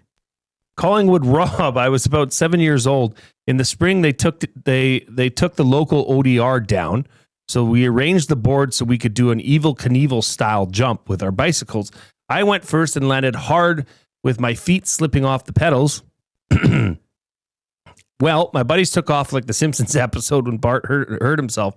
Needless to say, I was still able to father a child later in life. Oh, well, that's the main thing. Yeah. As long as your sensitive male area was preserved, ultimately preserved. Wow. All right. I feel, yeah, that's tough while studying, though. That's the one that's the one where, that's the one that gets everybody's attention, right? If you're out for the first time you're meeting new people, joining a club, new people at work. Oh, so what happened? Anything interesting ever happened in your life? Well, let me tell you this. I got a concussion. Oh, you play sports? No, I was studying. Here's what happened. That's a great way to bring people in and share something about yourself. You can't be embarrassed, right? You got to tell it. Oh no, yeah. Keep sending them in too. We'll get to more as we go on. 780-218-9999. That's the River Cree Resort and Casino inbox. Home of the Kitchen Restaurant, all-you-can-eat prime rib buffet for just $49.99 every Sunday from 4 to 10 p.m. All right. Okay, hang on. We do have an update on Dusty. Oh, did he text in? So, no, Shane in a vac truck says, yes, it's the week of Dusty. And he doesn't even add to this. He says hockey game tonight. Oh, yeah. And golf tomorrow. But here's the thing. Dusty was also alone in his house by himself watching the Masters Sunday. No children. No wife, just him and the Masters. So this is the week of Dusty. How did he arrange that? Isn't it his birthday later this month, or is it this week? His wife took. I think it's a little later this month. His wife took the kids to the zoo. And wow! They left at 12:30, and he's like, "Oh baby!" They wanted to see the new rhino at the zoo. This is going to be good. Rhino at the zoo or not? Yeah. So the week of Dusty continues. How can we make? We'll have to see. So game tonight, golf tomorrow. We got to figure something out. Done. 2 days is enough. 2 days is a lot, but I don't know. Friday he's off, so we don't care what happens Friday. Oh yeah, there's the week. Yeah, we're off for Good Friday on Friday, but we'll still have all the whenever game one is, we'll still have our usual GCL Diesel pregame and postgame show, and Hernan will be back for the playoffs as well. Quick recharge for Hernan. This is the thing: is Hernan hurt? Are we just resting him? We can't tell you. But I can tell you this, Hernan will be back at work at some point. I'll do the Knoblock. I can tell you Hernan is an employee here and he will be back. Truthfully, his head might be a bit sore. You know. I don't get it. Sipping the suds down in Mexico. Okay. The cervezas, Reid? Oh, that's funny. All right. Keep sending in your texts and emails and in the nasty chat as well. Keep clicking away at that thumbs up button. No need to delay. Let's keep climbing. Let's get a big number. Yeah, Jack's clicked it. Don't Thanks, wait. Jack. Don't wait till the end of the show. Get in there and click right now. Get it done. Get it done. All right. We're doing buying or selling for our buddy Damon Bunting. When was he here? Was that Friday? Yes, it was. Okay. Damon big Bunting. uke. Old squatters' rights himself. So I go home to do my hit after the game on Friday. Big Uke's there. Where? In my house. He's just chilling out. He's like, wherever we were broadcasting, he was on Friday. No, you don't. I was like, Uke, what's going on? He's like, oh, just hanging around the station today. I was like, well, this is actually my home. This is my personal home, Oh, yeah, Uke. but you're going to broadcast. Like, okay, Uke. We love you, Uke. He's awesome. That was cool to have him here. Yep. Damon Bunting, a consistent top-producing realtor in the greater Edmonton area for over 17 years. He and his team would love to help you find that right home or make the move from your current home. Community-driven, he understands what it takes to make a difference in our city. Check him out, DamonBunting.com. Instagram handle, Damon Bunting Real Estate. It is time for buying or selling. Dr. John in the River Cree inbox, and I'm going to ask you this, buying or selling, to kick things off. He gave us a top? He says Dusty is going to Cook County on Thursday to complete the Grand Slam week. Buying or selling, Dusty would actually go to Cook County. Oh, I think he still would. He would. But I think he would prefer to go with his wife. Like at 7? Yeah, quick date. Quick two-step? No, I think he'd take her out on the town. They would get a babysitter, stay out late, dancing, and quick two-step and a beverages. Budweiser? Yeah. So that's the Triple Crown for Dusty. A hockey game, yeah, a round of golf, and Cook County. He does hold Cook County near and dear to his heart. Does he really? He's got a lot of good memories there. Yeah. Like what? Well, maybe we can't share them. I don't know. I've never been there with him. Maybe I should go with him Thursday night. Double date, bro? Well, Cook County doesn't reopen until 6 o'clock Thursday. I just quickly checked online. Well, there you go. And it is Good Friday. He doesn't have to get up early. Leading into the weekend. That would be incredible. I would love that. I would love to see that. Did you see that Budweiser is rebranding the City of Champions cans? I did not. What's the story? They're bringing them back. It's instead of Budweiser on the can, it says Edmonton, and then it's City of Champions edition. Oh, neat. In their. Are they doing some sort of a push here? Because they did the Ovechkin cans. They made the special edition for the goalies that didn't allow a goal from him. Yes. But are those for sale for everybody, or did they make special cans just for those goalies? No, they made those just for those goalies. I saw Cujo had Cujo was one of them, yeah. And Ovechkin doesn't tweet often, but he did tweet at Cujo saying that he retired before he could, Ovi could get one past him. Oh, Messier's involved with this. Messier, Okay. yeah. So it's just for Edmonton. City of Championships Budweiser can. I saw that today. That's kind of neat. All right. Buying or selling, Reid? This Ekholm injury. Not good. I wonder because that... Okay, this comes down to how big of how much of a role does Ekholm play on this team? And I want to ask you, are you buying or selling that the Ekholm injury is more important than a loss of either 29 or 97? I think it's a big loss. Buying or selling, the Ekholm injury is more important of a loss than 29 or 97. Not if only simultaneously. One of them were out? Yes, yeah, one of them. Probably. I'll buy that because he's still been good for Bouchard. And I think a lot of the dialogue this year has been that neither Ekholm nor Bouchard is playing as well individually as last season. But I think still Ekholm with Bouchard is a good thing for Bouchard. And I still think Ekholm, even if he's not as good as he usually is still pretty good and probably still the Oilers' all-around best defenseman. And I think, I heard the guys talking about it this morning too. If you don't have McDavid up front, but you still have Draisaitl, as we've seen, Draisaitl can go out there and take over a game. And now without Draisaitl, we're still reminded McDavid on his own, so to speak, can still go out there and take over a game. I will say this. I think that the loss of Ekholm is mitigated somewhat, somewhat. I'm not saying entirely, by having Walman hopefully healthy by Wednesday or the start of the playoffs, and by having Kulak and Nurse playing so well, right? I mean, last year in the playoffs, you had Nurse probably not as close to his potential as you would like for most of the postseason. I think Nurse has had a very good year, and Kulak, I would even say, might be an excellent year by expectations.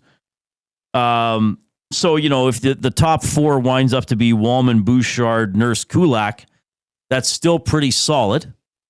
But then what's your third pair? But then, if it's Stetcher, Emerson, or I don't think Brown's going to play in the playoffs, and there's still not a lot of depth there on the back end. But it is a very big loss. I would buy that losing Ekholm is probably bigger than losing one of McDavid or Draisaitl, right? Because if the news today hypothetically would have been Draisaitl's out for the first round, but McDavid's 100% and Ekholm's 100%, you're probably thinking okay, McDavid might have a couple 3-point games in him. Well, McDavid would then have to go McDavid, right, and go nuclear on his own, right. But it could be, you could see it. I think that really, highlights how vulnerable the Oilers are on defense, and how and I think you nailed it right off the top in saying that Ekholm was Bouchard's failsafe, right, and now that's gone. So what are you left with, and what does Bouchard and Walman look like?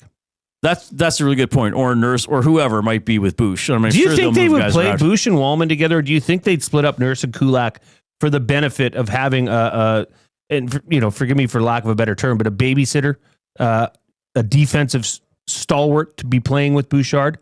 Because that is not Walman's strength. I think they're going to move the pairings around, Jay. Too much, yeah. I know. Oh, breaking news from the Nasty Chat. YouTube Trev officially has a new place. He's got a place secured. Oh, did he post that? I'm not even seeing that. He probably blocked me. Oh, there it is. Congrats, Trev. We're happy for you. YouTube Trev officially has a new place. Let's go, baby, is precise. Give YouTube Trev a thumbs up on YouTube if you're in the Nasty Chat. That's what we do now. We're like a couple away from 100, so let's dive into that. I had my place ready to go for him. Okay, so Smitty the Welder says if the forwards decide to play good defensive hockey, the Oilers will be fine. And I think Smitty makes a good point. Now, I don't want to underestimate Ekholm.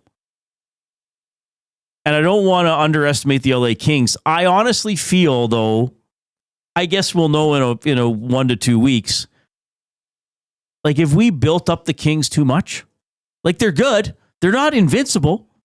They're not the 1978 Montreal Canadiens or whatever year they, only lost 8 games. It is a team that the Oilers shut out 1-0 earlier this season, and we're in a game without McDavid and Draisaitl a couple of weeks ago. Tonight's game, I'm not sure how much information we're going to get in terms of how the playoff series is going to go. But Smitty makes a good point. When the Oilers play good defensive hockey, it's not just the defense. True. It's forwards coming back and back checking and disrupting chances and knocking sticks and getting in passing lanes and blocking shots. So the Oilers are capable of playing good team defense. So if they commit to that, can they go out there and defend? And Luke made a good point. Okay, let's look at it this way. Sorry, I kind of got a thought midway through another thought. But Luke basically said the Kings aren't comfortable if it's a game with a lot of goals on the board. I think the Oilers are more comfortable playing a low-scoring game than the Kings are playing a high-scoring game. And in a playoff series, you're going to get all types of games. Sure. Last year in the series between these two teams, there was a 1-0 game. The Oilers won it. I think there was another game that was 7-4. The Oilers won it. 2 years ago, the Oilers trailed in a game 3-0 after the first period. They won 5-4 in overtime.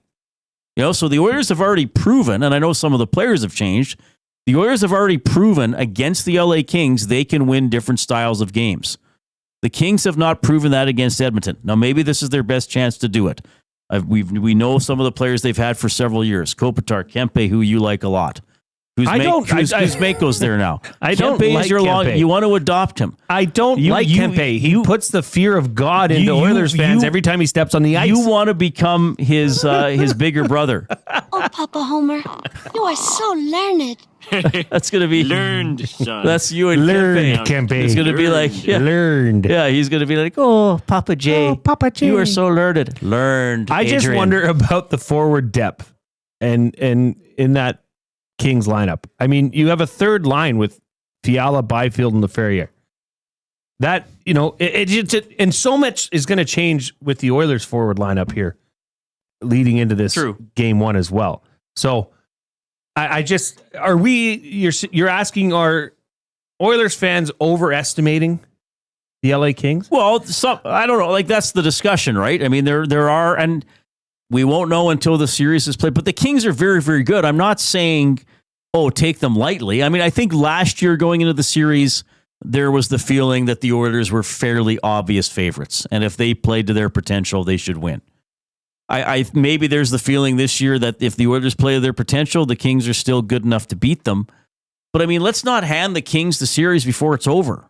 I don't think anybody is. I think it's now just, there's so much uncertainty heading into these playoffs.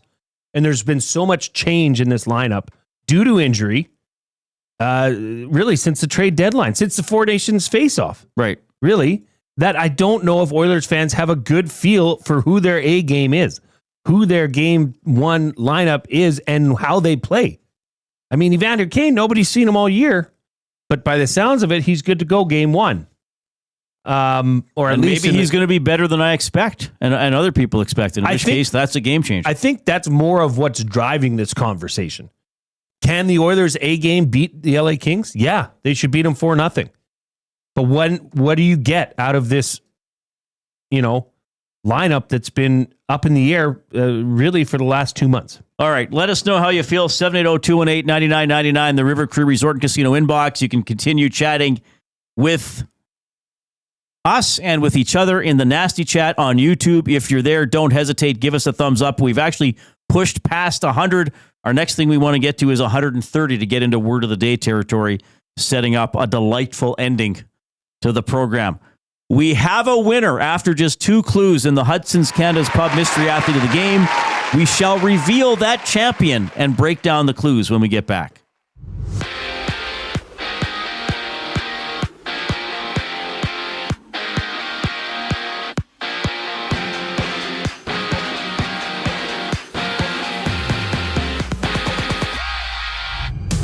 Calvin Pickard gets a start tonight against the Kings for the Oilers as they insert Josh Brown and Quinn Hutson to the lineup. The 23-year-old Hudson is making his NHL debut from Boston University, and there's no Connor McDavid, Zach Hyman, Troy Stetcher, Jake Walman, or Mattias Ekholm tonight.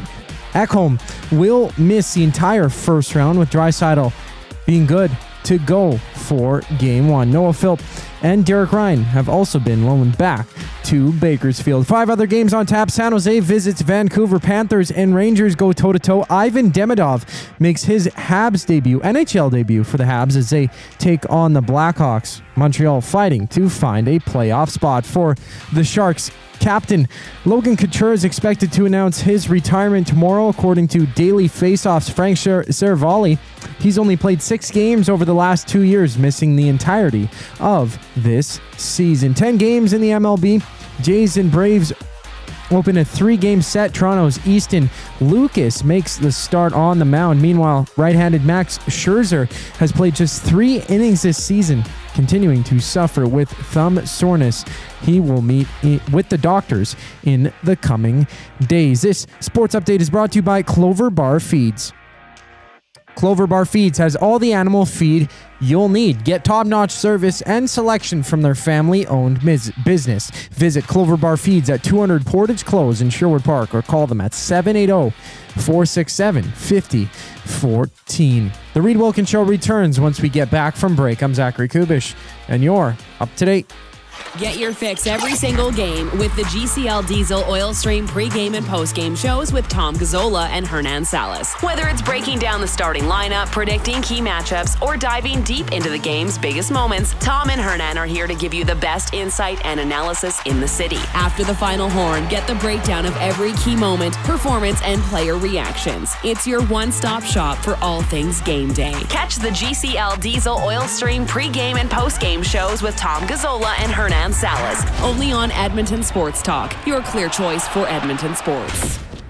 You've always known GCL Diesel as the experts in diesel fuel systems, but did you know that GCL is also your source for turbochargers and turbo repair? As a turbo supplier for Garrett, Borg Warner, and Holset, GCL can provide genuine original equipment turbos at wholesale prices.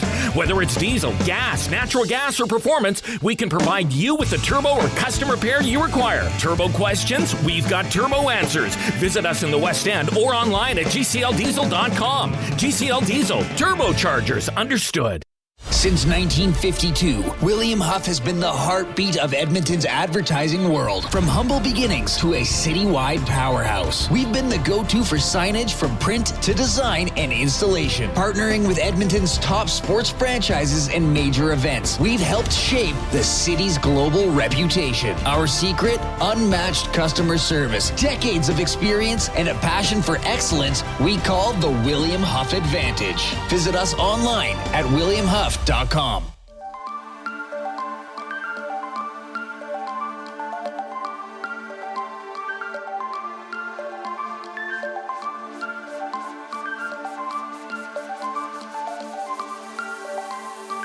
Hot dog, we have a wiener of the Hudson's Canada's Pub Mystery Athlete of the Game. We will reveal that individual and break down the clues for you in a couple of minutes. Oilers and Kings tonight at Rogers Place. No McDavid, no Draisaitl, no Walman, no Hyman, no Stetcher. I don't know. Nugent's playing. Pickard in net. Ekholm out through the first round. I guess at least, right? I think that's the best way to say this. That's all we can say. Ekholm will miss at least the first round of the playoffs. All that that implies they have more rounds, which I guess maybe is cocky to say that. It's not how I mean it. Keep giving us the thumbs up on YouTube. We are pushing hard for 130. Oh, yeah, we had some good clicks during the break. Keep those coming. Before we do the winner for the $25 GC to Hudson's Canada's Pub, the off-topic topic is presented by William Huff. Most embarrassing way you ever injured yourself. This one's interesting. This comes in from Bronco Nick. Not really an injury, but I had an ingrown hair on my tailbone. I couldn't sit or lie down without pain. Had to go to emergency and I was cut open and the hairball was removed with instant relief. That sounds terrible. That sounds alarming. And our good friend Redbeard. I was about 10 years old wearing my wicked pullover jacket with the pouch in the front. You know the type of jackets that had folded into itself and become a fanny pack. Anyways, he had a Slurpee in the pouch while riding his bike. And he looked down to find the straw and take a drink. Next thing, wham, right into the back of a parked car. Oh, went flying and ended up with a ton of road rash. Redbeard. Oh, that's tough. Oof. That's how we got a red beard, from the road rash. That sucks. I used to have a Georgetown Hoyas jacket like that with the big pouch. Right, and then they just folded it, ate itself, basically. Yeah. Like anybody would ever need to do that. Do they still make coats with that fabric? It was kind of that windbreakery stuff, isn't it? Windbreakers. Oh, sure they do. Yeah. But it's much more... Because windbreakers, you'd often get the illusion that they would stop anything wet, which they did not. Did they even break the wind? And I don't even think they broke all that much wind, to be honest with you. They were just cool. They were hip. I mean, what person wouldn't want a jacket that turns into a fanny pack? A fanny pack that was completely useless, by the way. It's not like you could add your wallet to this fanny pack. It was filled with a jacket. The jacket itself took up all of the pack. It was just an odd way to carry around a jacket. That is the off-topic topic for William Huff, the most embarrassing way you ever injured yourself. You can make your submission to the afternoon inbox, 780-218-9999, presented by River Crew Resort and Casino, home of the Kitchen Restaurant. All you can eat surf and turf for just $59.99 every Friday. That is from 4 to 10 p.m. All right. The winner of the Hudson's Canada's Pub Mystery Athlete of the Game, a $25 GC, is Ian in enemy territory.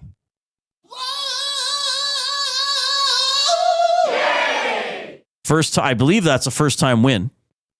Now, Ian's in Calgary, right? He is. So he's going to have to come up to next time you're in old Edmonton and get his GC. Now they have Hudson's in Calgary, right?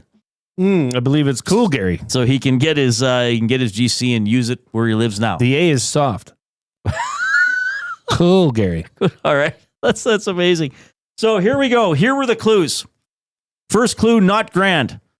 Second clue, demon. And he got it after 2 clues. Good Yes. stuff. So first of all, not grand. That relates to this person having not won the career Grand Slam in golf. Demon. This person went to Wake Forest, therefore was a demon deacon. The third clue would have been army. This person's fans were called an army. Fourth clue, Winnie, name of his wife. Fifth clue, Latrobe, Pennsylvania, his hometown. It is Arnold Palmer. Arnold Palmer. We suspected somebody might get this one quickly, or after maybe a couple clues, because we were debating in what order do we present the clues, and we didn't know if there was one way that would drag it out more than the other. But it's good someone got it a little early, because there was the one last week. I was like, are we going to get somebody before the end of the show? Because I was basically trying to give it away by the last segment. Ian did say, my first thought was Miroslav Shatan, but that was too obvious. I was thinking if there was a team called the Demons, and then I remembered Wake Forest, and Arnold Palmer went there, and he didn't win the Grand Slam, so not grand fit well. The career Grand Slam, incredibly difficult to win. Apparently so. I've never taken up golf. All right, so that is the Hudson's Canada's Pub Mystery Athlete of the Game. Every Reid Wilkins show, we do one if it's an Oilers game day. So are we going into the playoffs with this? I think we are. Yes. Yeah, so Wednesday we'll have the final one for the regular season, and then whenever there are playoff games. So Arnold Palmer, the mystery player of the game. I have a list of all of them. I believe, is that the first time we've gone? Well, we had Betty Stanhope. Didn't we have Betty Sam Stanhope Snead? Cole? We had Sam Snead. We did have Sam Snead. Early on. Yes, we did have Sam Snead. Who else did we have? Oh, Chris DeMarco. I think you might have been away. You might have been away for that one. So we've had golfers before. Well, that was one of the all-time greats. So nobody can say that you only pick obscure athletes that people have never heard of, Reid. Arnold Palmer. Yes, so his fans were called Arnie's Army. Need Victor Arvidsson to score 4 goals in the final 2 games, Reid. To get to 20? 18, and the over-under was 18 and a half. Oh, he's at 14? 15. Oh, he's at 15 now. What is it? Perry's at 18? Something. I thought you had it open. I'm sorry. Oh, that's okay. I got it right here. Oh, yeah. Corey Perry is Game at notes. 18, yeah. So Arvidsson's at 14. 15. 15. Jay Skinner's at 16. 16. Okay. So I was hoping Arvidsson would be closer to 30 and that Jeff Skinner would be over 20. Then again, I'm not sure. I don't know if I thought Perry would get that close to 20. Connor Brown's at 13. My Connor Brown prediction will not come true. What was it? Our overly optimistic or overly specific predictions? Oh, I said that Connor Brown would score his 20th goal in overtime in San Jose in the last game of the season. Never say never. I guess still in play if he Never gets say never. 3 tonight and 4 against the Sharks, and one of them is in overtime. He is playing rather inspired lately. Yeah, you've got an empty net goal, which nobody on the Oilers ever gets. Oilers and Kings tonight. Koob, how are you? I'm good. What are you thinking about tonight? Tonight, I think it's just a toss-up game. It doesn't really matter. It doesn't impact the series to come in the playoffs. Like, the Oilers are so nicked up. It's not even the same team. It's even a different lineup from yesterday, which was already a banged-up lineup. So even shorter straw out on the ice tonight. You know, someone said to me, with what the Oilers are doing, has load management arrived in Edmonton? And I would say no. And we've talked about this too, right? Do we need load management in hockey? Because when did it really start in basketball? I guess Kawhi with the Raptors. Wasn't there somebody else doing it before that? Yeah. I guess that's the big one, because the Raptors went out and traded for Kawhi Leonard. What, the last 8 years? It's like he's not going to play every game, by the way. If the Oilers are holding back players who could play I don't consider that load management because the playoffs are right around the corner. To me, load management is this player is perfectly healthy and this is a planned day off. The load management to me is the Oilers looking at, in December we play 5 times in 8 days. Kane McDavid, you're not playing December 5th. We're going to decide that at the beginning of the season. That's a likely day off for you. This might be, I guess, I don't think this is load management. I think this is a part of playoff preparation. To me, load management is missing games because I do think even the players who are sitting out might have ailments or issues. They may not be full on injured, though I think obviously Ekholm is. They may not be extremely injured. They may be able to play, but there are things they're trying to get over. Load management is just, okay,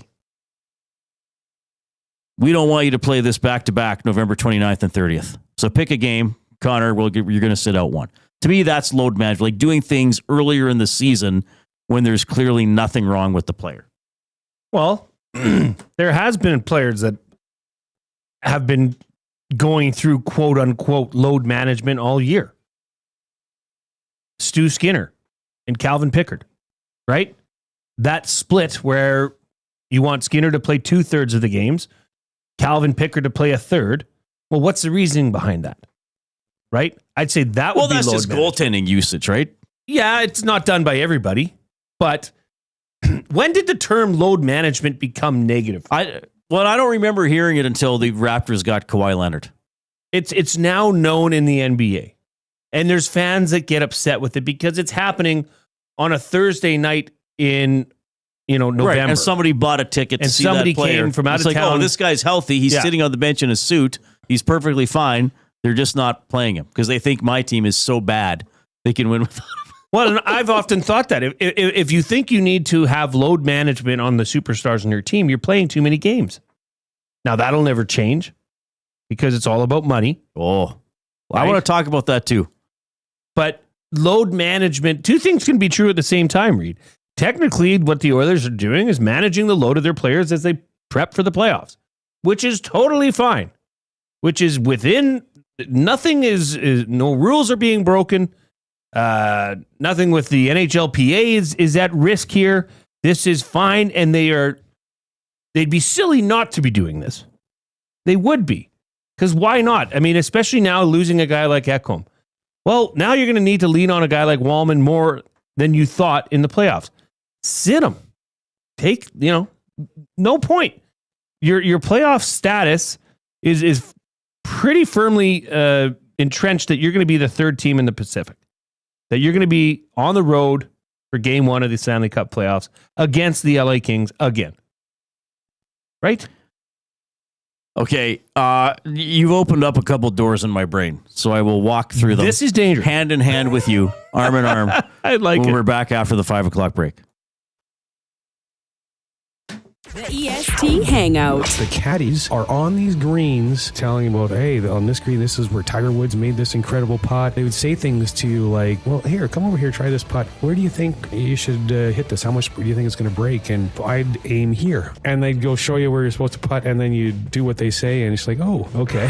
The EST Hangout, presented by Sentinel Storage. Weekday mornings 9 to 11, only on Edmonton Sports Talk. Your clear choice for Edmonton sports. Spin to win Fridays at the Banquet. Every Friday, spin the wheel for a chance to win big and save on your bill. It's that easy. Spin, win, and save. Don't miss out. Details at thebanquetbar.com. The Banquet. Get real. Play hard. At Mind360, we invite you to embark on your mental health journey in a safe and comfortable space. Conveniently located in St. Albert, Mind360 has a diverse team of experienced clinicians that offer a broad range of tailored services for children, adults, and families. Furthermore, we are very proud to serve our military, veterans, and first responders. If you're looking for counseling, treatment, or assessment, understand that you are not alone. Contact Mind360 at mind360.ca to book an appointment today.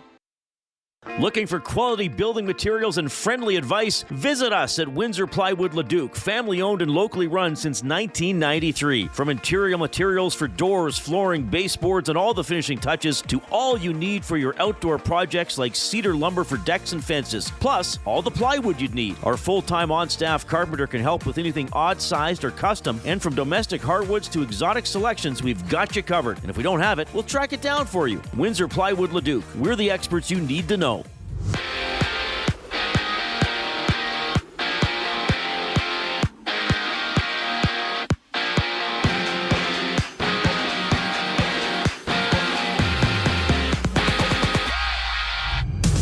The Oilers have loaned Noah Philp and Derek Ryan to the AHL, recalling Josh Brown on an emergency basis, who will play tonight. And Oilers head coach Kris Knoblauch has said that Mattias Ekholm will miss the entirety of the first round against the Kings, having Leon Draisaitl expected to return for Game 1. And 23-year-old forward Quinn Hutson makes his NHL debut as Nugent-Hopkins returns to the lineup with no Connor McDavid on the ice. Tom Gazzola has all the details as he goes live for the GCL Diesel Oil Stream pregame show at 7 right here on EST. And there's 5 other games around the league. Ivan Demidov makes his NHL debut as the Habs continue to battle for a playoff spot, hitting the ice with the Blackhawks while the Rangers and Panthers showdown and the Stars meet with the Red Wings. And fresh off a 7-6 win over Baltimore, the Jays kick off a 3-game set against the 4-11 Braves. Easton Lucas starts on the mound for Toronto, seeing 10 games around the MLB. I'm Zachary Kubusch. That was your sports update. The final hour of the Reid Wilkins Show starts right now.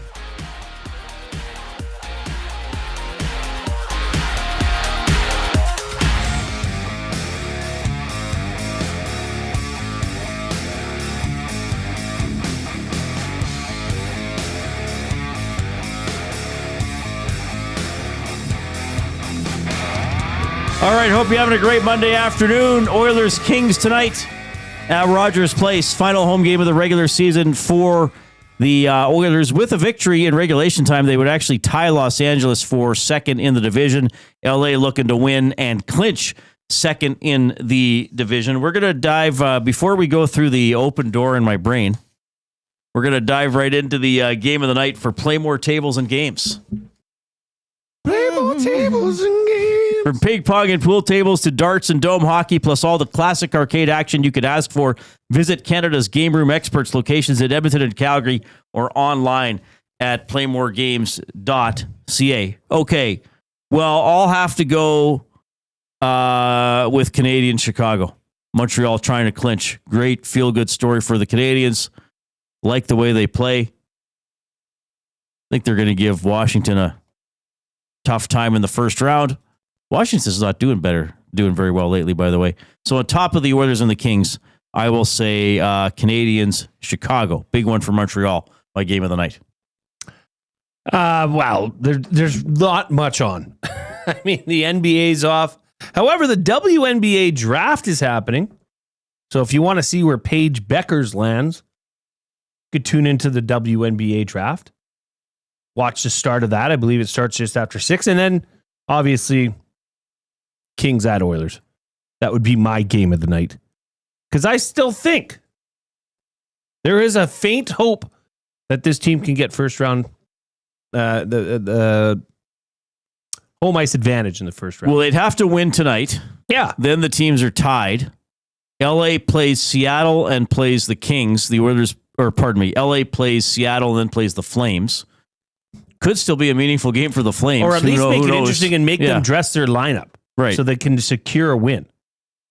And the Oilers play in San Jose on Wednesday. The Flames are not out. The Flames are very, very much so in the mix. They have 2 games left to St. Louis's 1. Right. St. Louis is hosting Utah tomorrow. So tomorrow are the bigger games for that. Yeah. Vegas is, they're in Vegas tomorrow? Yeah, I don't know. It's going to be tough for the Flames, but they've been a plucky bunch all year long. Red Deer says load management at EST is Reid's mandatory week off. And calling the Amish man before we open the door in your brain, which I'm very excited about. This is a sneak peek into the greatness that is Reid Wilkins' brain. Calling the Amish man has taken his first try at a limerick. Oh, good. Trying my hand at a limerick today with my first one. Any critiques are welcome. Oh, don't you worry, Colin. You will get them. There once was a nasty named Atif, who apparently has a brother named Asif.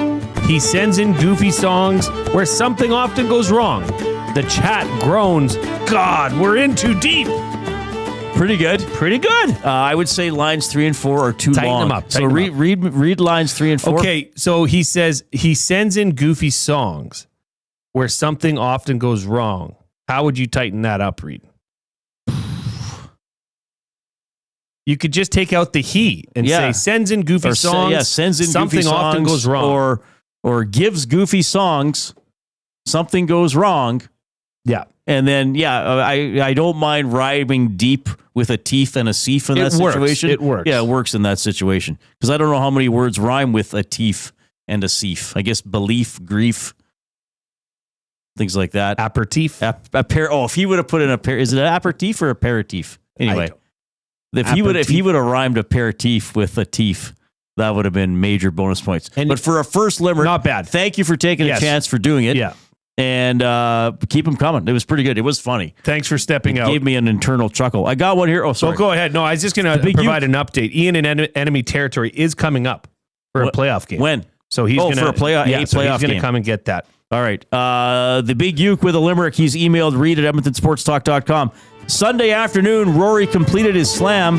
Nobby says players are hurt, or is it a sham? Playoffs due near. Maybe Sunday, I hear. Now let's hear your thoughts on the band named Wham. Whew. Well, I don't want to make a careless whisper, so I will not say anything about Wham. That was George Michaels, right? Or George Michael and what was Anthony the other guy? Ridgely? Andrew Ridgely. Yeah. Was that it? I was going to say Andrew Garfield, but that's an actor. Well, just make sure you wake me up before you go. Whatever happened to Ridgely? No idea. George Michael became quite popular. Wasn't Wham Take On Me?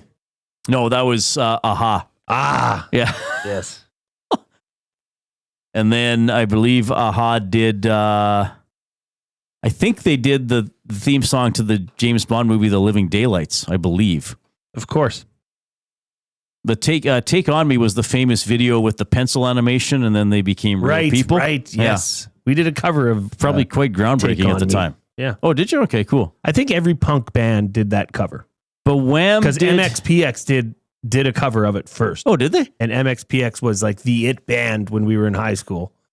So everybody that was in a punk band wanted to be like MXPX, and they didn't even probably know that was a Wham song. Right. I can't remember what else Wham had besides Careless Whisper, and then George Michael took off after that. Wake Me Up Before You Go. Yeah, Careless Club Whisper. Tropicana. I don't remember that one. Last Christmas. I don't remember that one. The Christmas song? Last Christmas. Oh, okay, yeah. Is that Wham or George Michael? That was Wham? It's listed as Wham. Okay. Bad Boys, A Ray of Sunshine, Freedom. Oh, Freedom. Oh, that was just George Michael. That was just George Michael. See, this Google. Google's a joke. Google's a nice going, Googlers. Way to go, Google. Matt Hyman says, does the Western Conference Final go by total points for home ice? It does, except a wild card team can never have home ice except against another wild card team. Does that make sense? So say that again. Okay, so a wild card team cannot have home ice advantage unless they're playing the other wild card team in their conference. Yeah, has that ever happened? No. Not in hockey that I can remember. So let's say, it really can't happen this year, can it? If Ottawa and New Jersey played in the playoffs, New Jersey would have home ice, even though Ottawa has more points.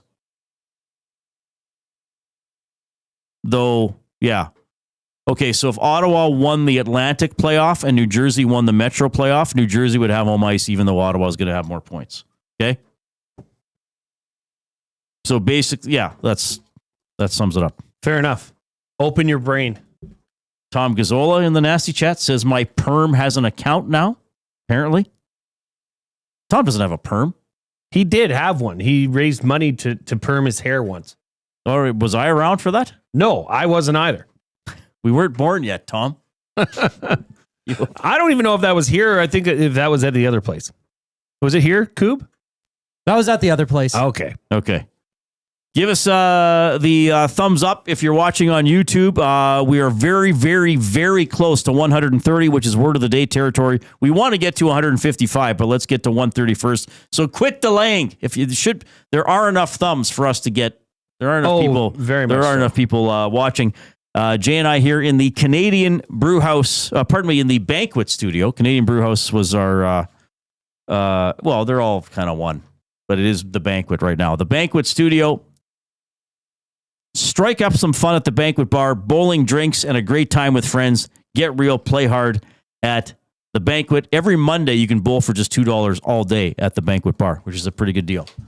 All right. What were we talking about? So, load management. How did we get into this? All right. So, Pierre LeBrun, who's one of the premier hockey commentators out there.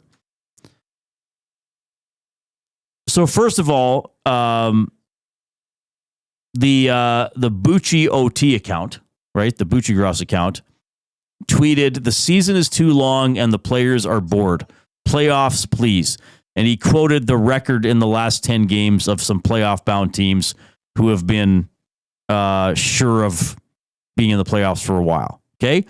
And then LeBrun wrote, "If I could convince the NHL and the Players Association, start the regular season around September 22nd, start the Stanley Cup playoffs the first week of April, award the Stanley Cup by early June, hold the draft by June 20th, open free agency June 25th to 26th. You're welcome, everyone." And then Cam Cole, former sports writer here in Edmonton, said, "In your years of campaigning for this, Pierre, you must have gathered the consensus counter-argument from owners and GMs. What is it? Why do they think it's preferable to play into the summer?" And LeBrun said that feeling has faded over time. Those markets feel stronger now about their brand, etc. in the here and now. It's more about ESPN not wanting the NHL season to start when it has Major League Baseball playoffs on in early October. So the last few years, we've had a later October start because of it, which of course pushes the Stanley Cup final later into June. So first of all, this reinforces what I always say, that these, not just the NHL, but these leagues are at the whims of what television wants for their broadcasting. I mean, why did that Oilers game start at 8:22 last week? And hockey is not the primary sport in the States, so let's not compete with the Major League Baseball playoffs. Let's not compete with the NFL if we can help it. But I do think LeBrun's message is a good one, though probably he's old man yelling at a cloud, like I'm going to be here. The season should start sooner in October. It would be nice to have it done by, I can remember when it was done by May 31st, and it still was 4 rounds of best of 7s. But we brought this up talking about load management, length of the season, all this kind of stuff. Look, the season should be 70 games. I mean, you can say any number is an arbitrary number. 70 is enough to determine who the playoff deserving teams are. 70 games is enough. Now, this is never going to happen. They're never going to reduce the number of games. But 70 is enough. And then maybe you wouldn't have as many players getting hurt or worn out or nicked up as the season went on. And you might have everybody feeling a little better. I mean, if you played 70 games, then you're basically eliminating, that's like eliminating 12 games is like eliminating 2 rounds of playoffs. So you get into the playoffs and everybody feels that much better. So what would you drop out of that? It's never going to happen. Divisional or like conference games? Yeah, probably. So right now, generally you play everybody in your division 4 times, some couple teams 3, because the Oilers only played the Flames. So maybe you just make it all 3. Well, what if you just played, okay, I didn't think we were going to go into this. Now, this is the same.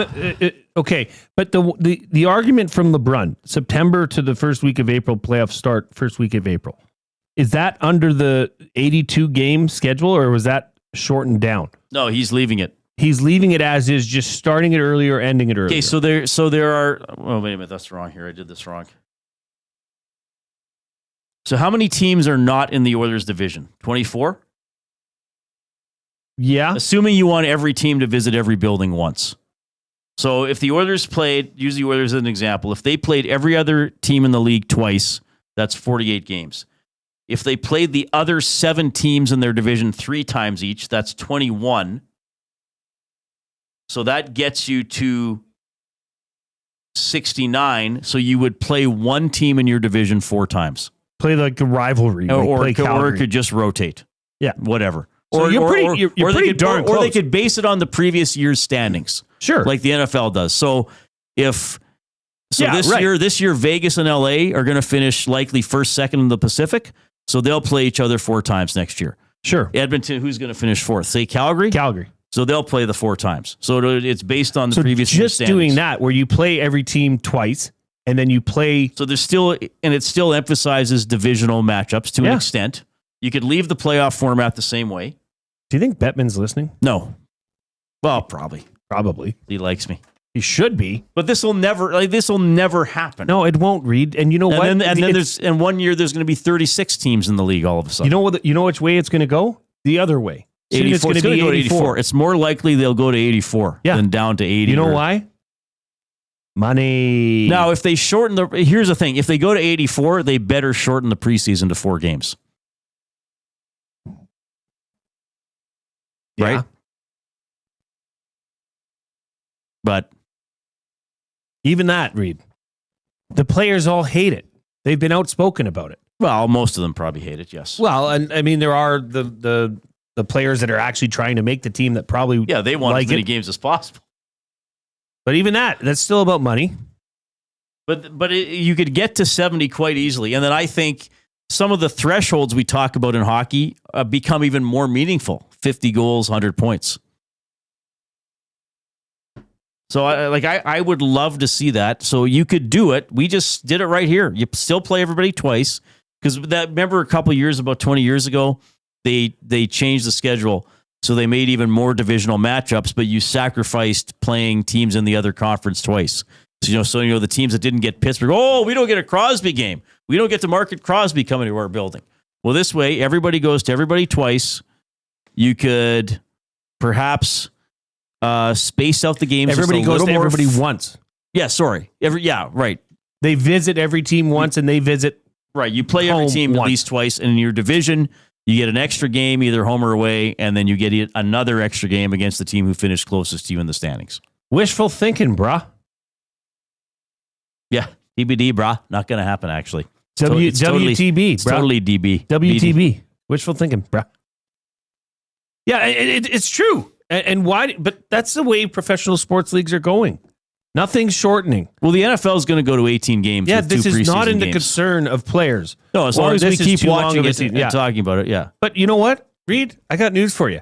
Until you show up to Rogers Place and there's half the people are there, then there's no reason to even question it. And the players may say, well, we don't want to play this many games. And the owners might say, well, do you want a $90 million payroll for your team or 70? Well, okay, we want 90. So we're barking at the wrong moon here.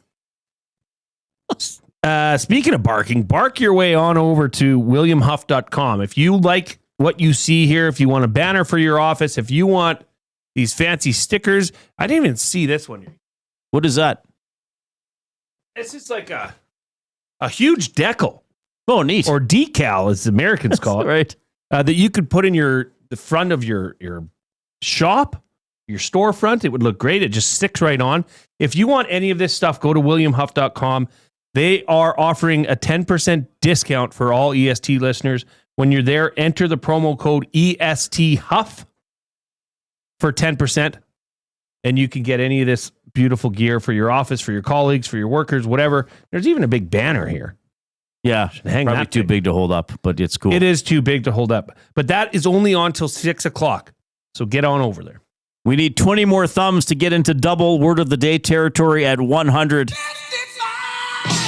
We will have crunching the numbers for Gallo LLP, Oilers and Kings tonight at 8 o'clock at Rogers Place. Tom Gazzola will take over the stream at 7 with the GCL Diesel Oil Stream pregame show. Here comes my buddy, the Koob.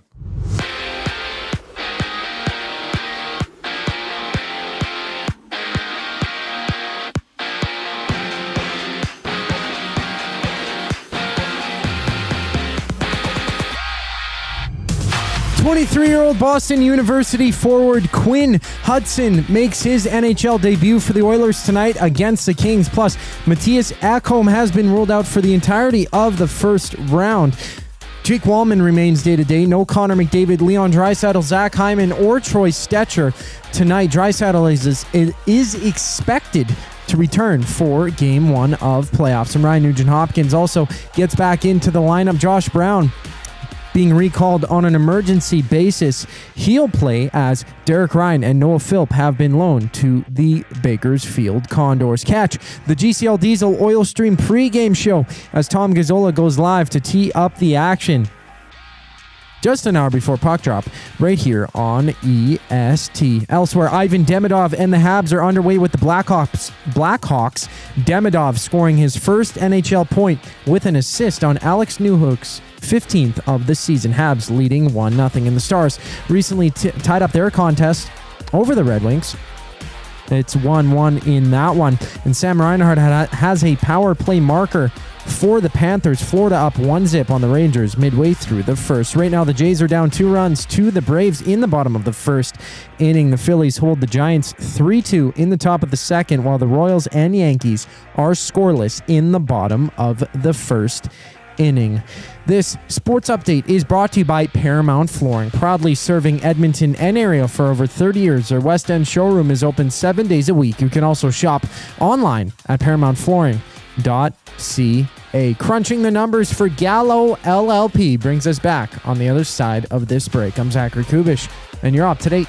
The Nielsen Show with Lieutenant Eric. Darren Dreger. You lose a piece like Mattias Ekholm, that's a tremendous hit. When you get to this point of the season on the cusp of Game 1 of the Stanley Cup playoffs, what are other options do you have? Some of the more experienced, trusted defensemen, clearly you're going to have to absorb bigger minutes, but there are other guys who are just going to have to step up and play better. Depth guys are going to get a bigger opportunity. There's just no other way around it. The Nielsen Show with Lieutenant Eric, presented by South Fort Chevrolet. Weekday mornings 6 to 9, only on Edmonton Sports Talk, your clear choice for Edmonton sports. Love is in the air. I love you. And you? And you? And you? Why choose between your beloved items? Sentinel Storage, keeping your treasures safe to be loved again. Try 4 weeks free. Details at sentinelstorage.ca. Strike up some fun at the Banquet Bar. Bowling, drinks, and a great time with friends, where the good times roll. Whether you're here to bowl or just hang out, the Banquet Bar is your go-to spot. Get real, play hard at the Banquet.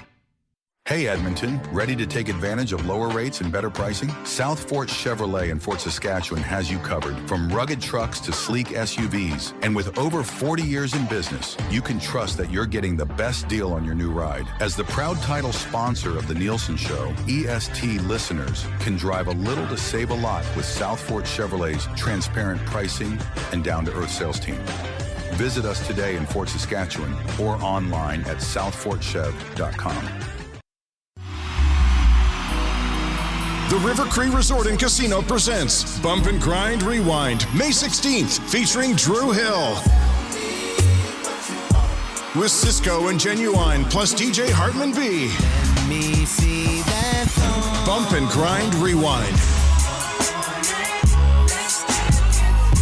Friday, May 16th at the River Cree Resort and Casino. Get your tickets now at rivercreeresort.com.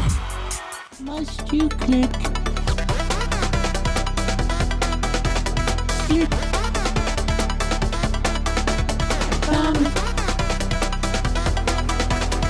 Must you click?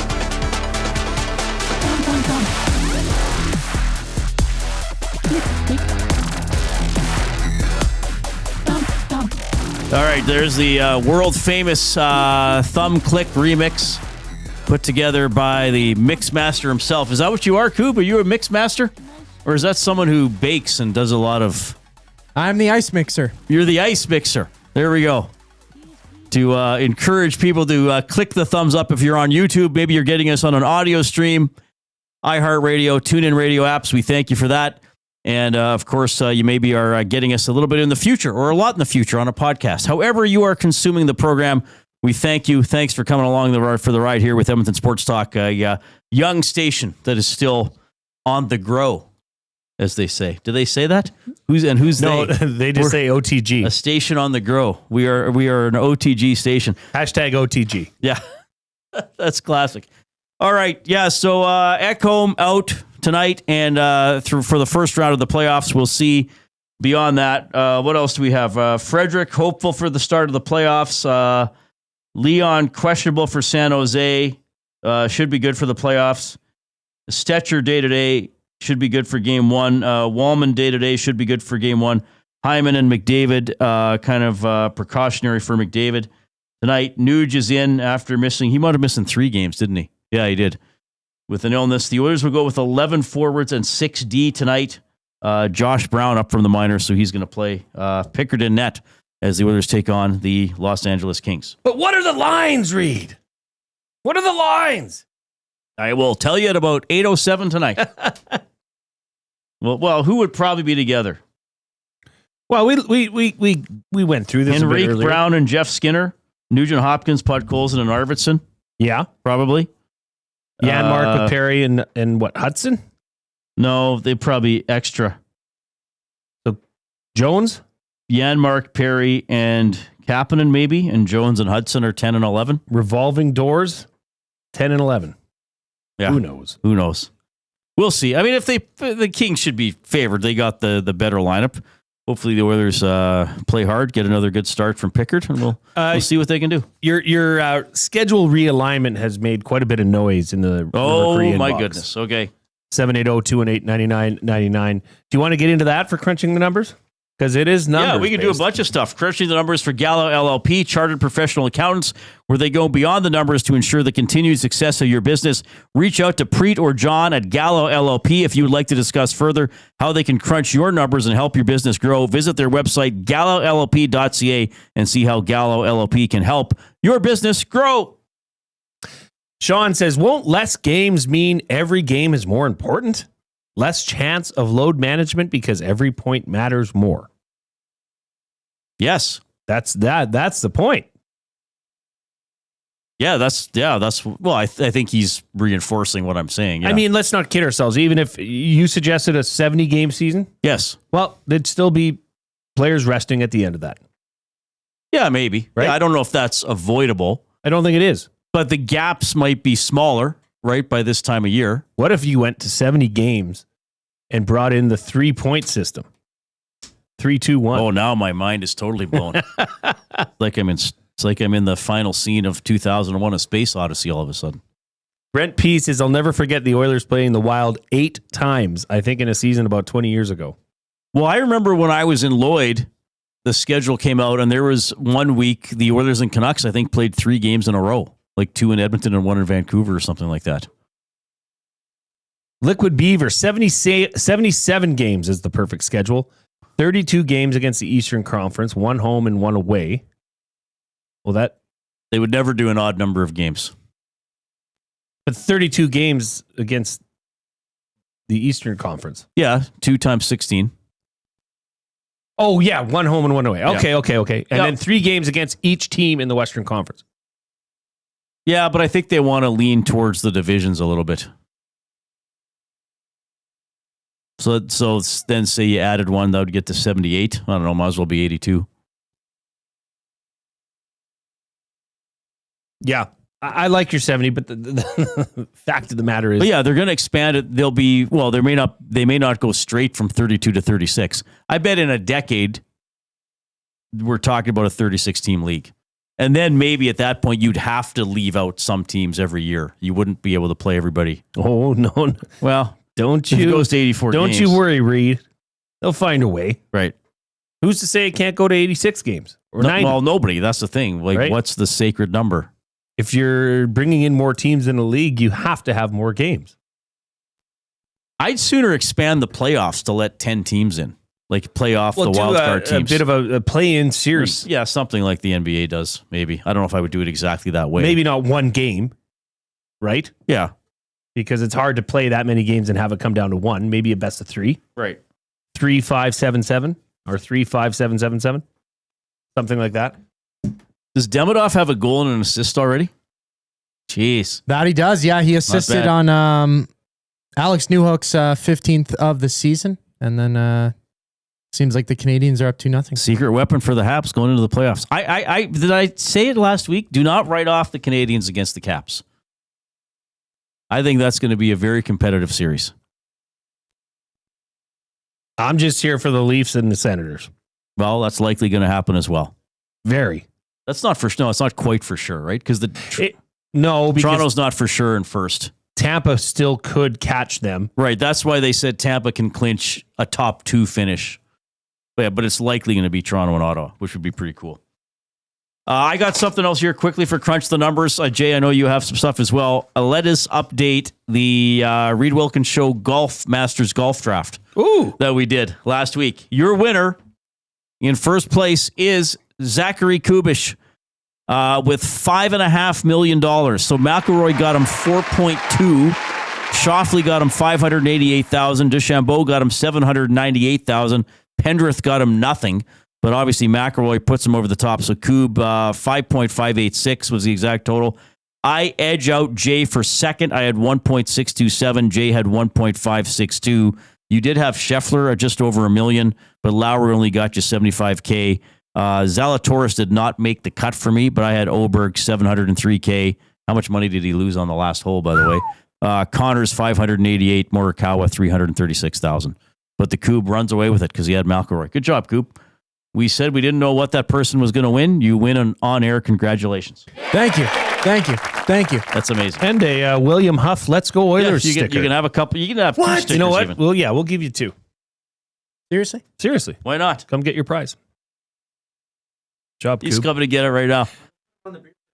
Yeah, and EST Huff is the promotional code over at williamhuff.com for 10% off. Your Oilers playoff gear, which is available. That promo code will work until 6 o'clock tonight. Crunching the numbers, huh? Yeah. Well, did you see the purse for the Masters? It's been the winner got up. $4.2 million. Rory got $4.2 million as the winner. It was a $21 million purse. Not bad. That's not bad. That's a big purse. That's huge. I wonder if Jasmine would like that purse. A big one. So Rory's caddy, Harry Diamond, looks to walk away. Is his name Harry Diamond? Harry Diamond. Wow, I didn't know that was his name. Looks to walk away with $420,000. 10%? 10%. That's the usual going rate for a caddy of a winning golfer. Is 10%. Because usually it's 5, isn't it? But I guess the winner gives more. It depends on how you finish. The Augusta National Shop, where actually Murray McCourt picked this little. That's incredible. You have a Masters. Yeah, I think. What is it? Is it a hoodie? Yeah, it's like like one of those loose hoodies. Yeah, and you could golf in that. I could golf in it. I could do a lot of things in this. I could host a show, broadcast. Yeah, 2 things so far. Yeah, shoot baskets. We were playing basketball out there. You could play in the NBA. How much merch do you think Augusta National sells every hour that it's open? I don't know, 200 items. No, more than that. 500 items. $1 million in merch is sold every hour during the tournament. Hold on, and it's only available at the course. That's correct. You cannot buy Masters merchandise. Wait. That's insane. $1 million for the weekend. For the weekend. For the whole time it's open. I think they were saying it was something like... But how much stuff is that? That's like... It's insane. I just don't know how they backfill. Can we say how much that cost? Yes, this was $140 US. Okay. But this is a Peter Millar golf top. Like if I was to go somewhere in Edmonton here and go get this, Peter Millar... Okay, but what do they have that's more expensive than that? Not much. Like it's not like it's absurdly priced, right? It's like the Masters way. They keep things affordable. So $1 million every day. Every hour. One patron spent over $12,500 in one. Okay, I can believe one person would do that. I just can't believe that everybody doing that would add up to $1 million an hour. Yeah. $1 million an hour. So that'd be like over $30 million for the tournament in merch. No, like over $70 million, they were saying, in merch. Just in merch. Just in T-shirts and coffee mugs. Oh, I never would have thought it would have been that much. That's I don't know how they get to that number. Don't forget about the Masters Gnome. Have you heard of the Masters Gnome? No. Well, no. Koob, if you can bring that up and put it on. Oh, I get to see it. I do not know what we're getting into here. No, this was introduced in 2016. There's only 1,000 sold per day. So it's become this exclusive Masters deal. Everybody has to line up and want this thing. That's it. What? It's a Masters Gnome. Where'd you get this photo from? It looks like a pirated photo or something. There's like a thumb or a blurry person in the way. I found it to him. This is the best one I can get. Murray take this for you? Exclusive. Murray, I need one thing. If it's between the hoodie and the photo of the Masters Gnome, I want that damn photo. Well, if you're not lined up early, you're not getting one. So there's only 1,000 of these per day on the course. But listen, the full-size one, which is about a foot tall, is $49.50. The smaller version is $30. So, like I said, they're not. And it's a garden gnome. It's a garden gnome. It's a Masters garden gnome. But if you were to go to the resale market right now, like eBay, and look up 2025 Masters garden gnome in box, they're upwards of $500 already in the resale market. So that's 10 times what you paid for it.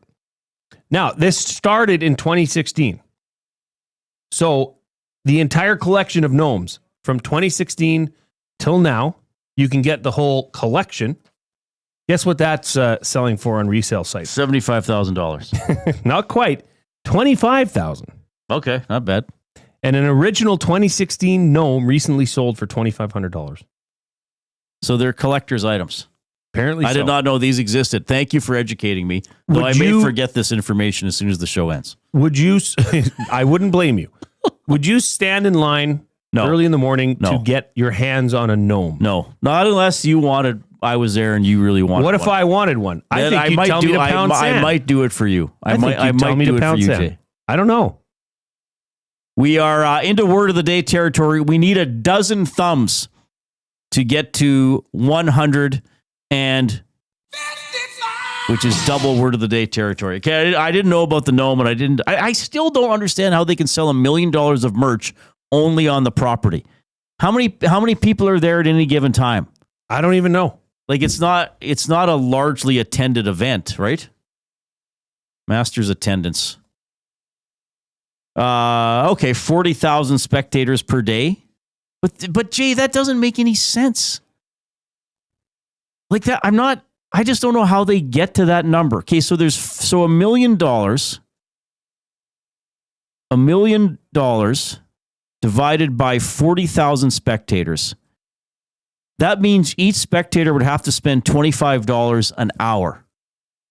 Yeah. It's estimated that Augusta will sell over $70 million in merchandise during the Masters. That's $10 million a day. And there's nothing online. So that's 7 days. It's only... The average purchase a shopper makes is roughly around $1,000. Really? Yeah. But think of it. Like if Murray buys... I guess if you're there for once... These, yeah, I guess if you're there once... Or 7 of these. And it's a once-in-a-lifetime thing, and people say, can you get this for Auntie Janet and Cousin Billy wants the gnome? Yeah, it adds up. I guess it could add up. Murray checked a bag just to bring back all the merch for people. I mean, and he did this to me is a very nice favor. I really appreciate it. But think of all the people at his course, his staff, and his employees that had things on the list. I guess he probably spent $3,000-$4,000 himself. Yeah, good point. Right? And that's $70 million American. Yeah, and it's 40,000 spectators a day, which isn't necessarily the same spectators going every day. Probably not. Yeah, that's still amazing to me that they can reach that number. We should start our own Masters. Get in on this merch business. Dwayne from Tway. This is a good one. Hey, Reid, did you find out where the 2026 Masters is being held next year? We'll check into that. We'll check into that. That's a good one. All right. 780-218-9999 is how you can text us. Of course, that is the River Cree Resort and Casino inbox. River Cree Resort and Casino, home of Tap 25 restaurant, where the entire menu is 50% off 7 days a week from 2 to 5 p.m. If you're in the nasty chat, you can talk with each other and try to make me laugh like Dwayne did. I said that on when I was on Thursday, because I'm off and on after What's Your Beef, right? And I said to Eric and Dustin, I said, you should have like dumb guy sports beefs. Like, why is the Masters at Augusta every year? Why don't they move it around? So I think Dwayne is he's feeling it. Is riffing on that. Reid, did you find out where the 2026 Masters is being held? All right. We will get to some final thoughts. Oilers and Kings tonight. Again, Ekholm out for the rest of the regular season and the first round of the playoffs. We don't know what's going on beyond that. Well, we don't know if the Oilers will be playing beyond that. Oilers and Kings at 8 o'clock. We have a 7 o'clock GCL Diesel Oil Stream pregame show with Tom Gazzola. Here's an update from the Koob.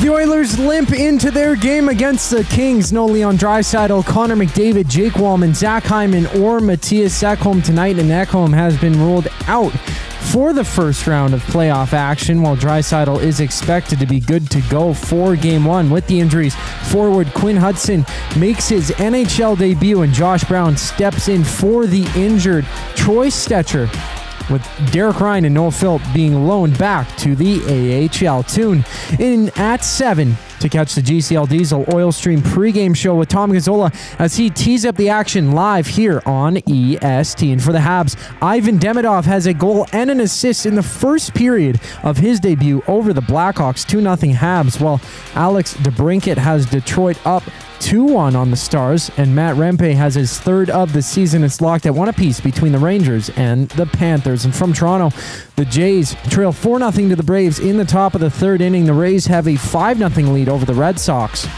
in the bottom of the second, while it's 6-3 for the Giants over the Phillies. That one is in the bottom of the third inning. The final segment of the Reid Wilkins Show brings us back on the other side of the break. I'm Zachary Kubusch, and you're up to date. Get your fix every single game with the GCL Diesel Oil Stream pregame and postgame shows with Tom Gazzola and Hernan Salas. Whether it's breaking down the starting lineup, predicting key matchups, or diving deep into the game's biggest moments, Tom and Hernan are here to give you the best insight and analysis in the city. After the final horn, get the breakdown of every key moment, performance, and player reactions. It's your one-stop shop for all things game day. Catch the GCL Diesel Oil Stream pregame and postgame shows with Tom Gazzola and Hernan Salas, only on Edmonton Sports Talk, your clear choice for Edmonton sports. Looking for a winning strategy for your retirement? Contact me, Joaquin Gage at K4 Financial, where expertise meets dedication. I will always look for a careful approach to your retirement, ensuring your financial future is secure. From tailored strategies to clear, actionable advice, I'm here to guide you every step of the way. Don't leave your future to chance. Get in touch with me, Joaquin Gage, today at k4financial.ca or email joaquin.gage@k4financial.ca to start planning for a brighter future and a more secure retirement.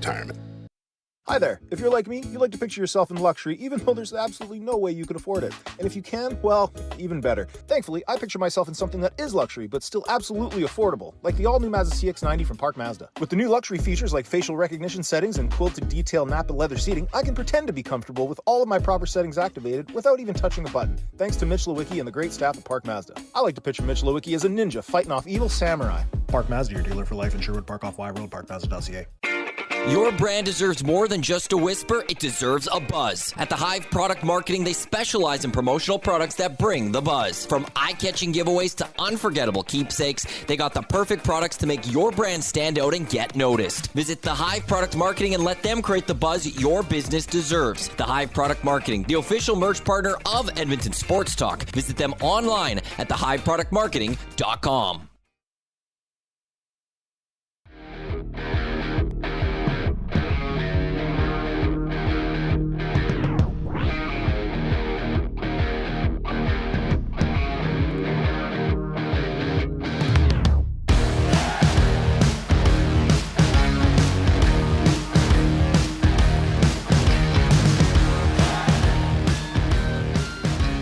.546, along with Jason Milne, I'm Reid Wilkins. Thanks a lot for tuning in this afternoon. Final Oilers home game of the regular season. They will face the Los Angeles Kings. Kings trying to win and finally wrap up home ice advantage in the upcoming first-round playoff series between these two teams.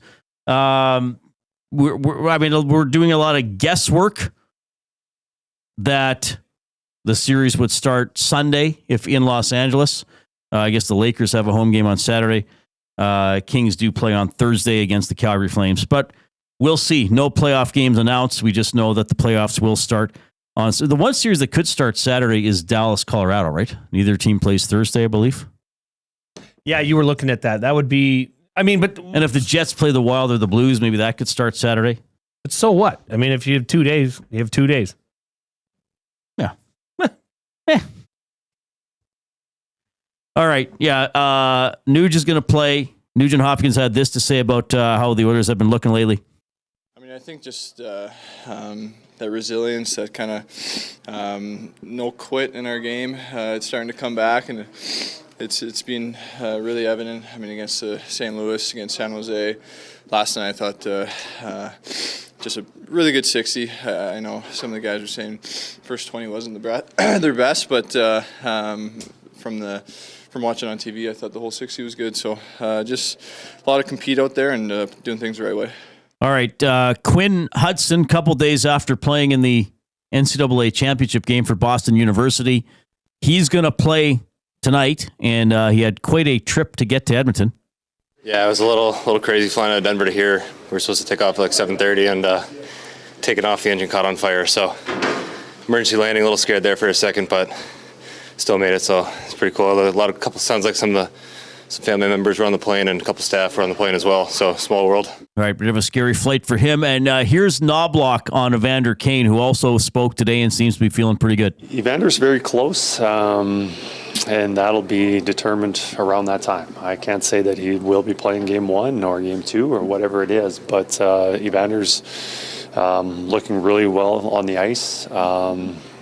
And we'd love to have him in the lineup, and he's looking good. Obviously, the treatment that he's had, the surgeries, the time off has benefited him well. He's looking strong on the ice, and that'll be up to the doctor and medical staff.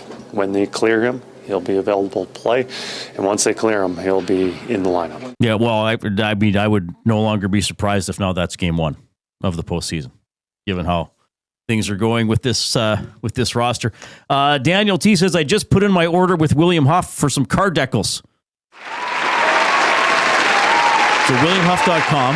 Yeah, 10 minutes left. Go to the store. And what's the code again? EST Huff. And you get 10% off your order. You got car decals, small. If you want to outfit your store or your storefront or your office, or just get some of these things for your staff, go to William Huff. They'll get you covered. And there's 10 minutes left. That promo code ends at 6 o'clock. Right. The stuff's available after 6 in the store, but if you want to get 10% off for a thank you for being a great EST listener, go do that right away. All right, we need a half dozen thumbs. Let's get a quick final push in to get to 155 for double word of the day. But while we're waiting for the double word, let's do the first word of the day. Oh, here we go. The word of the day with Reid and Jay. Oh, I'm sorry. Did I break your concentration? What do they got to say? Say what again? Say what again? I dare you. Let's find out. English, do you speak it? Then you know what I'm saying. Women love. This is really weird because now that I do word of the day, you know how like these algorithms work on computers? Yeah. I now get words of the day emailed to me randomly. The AI is just sending you words. Creeping me out. That's crazy. So this one was emailed to me. By who? I don't know. It just came? Vocabulary.com. The first word of the day is xanthus. Xanthus. All right. I'm going to go. Oh, wait. Let me write it out first. I'm going to say Xanthas. Oh. I-S? No, you're wrong. Get the tuba guy. You get the tuba guy. I played him over the prices, right? It is. I thought you had it. Xanthis. No, it's still wrong. All right. Xanthous. Oh, xanthus. Oh, I guess that makes sense. Oh, xanthus. Yeah, well, now I understand it. I don't really know what this means. It starts with an X. I don't know if that has a significance. Xanthus. So it's something to do with something. I love how Reid talks it out. This is an adjective. It's something to do with something. It means, is it related to like gems or stones? Is it like scientific? No. Is it related to like the space or no? Okay, it's related to colors or a specific color. Oh wow. Okay, well, it's a bright shade of red. Ooh, good guess. Good guess. It's of the color intermediate between green and orange in the color spectrum of something resembling the color of an egg yolk. So it's like a yellowish hue, xanthus. Oh, wow. The xanthus complexion is rare, though not unknown in cities, but the Lucas does not exist. Oh, yeah, get myself into it. Well, that is a word I can't see myself using in everyday conversation. The second word of the day, gustatory. Gustatory. Gustatory. Well, the spelling seems relatively obvious, so I'll go with it. Gustatory.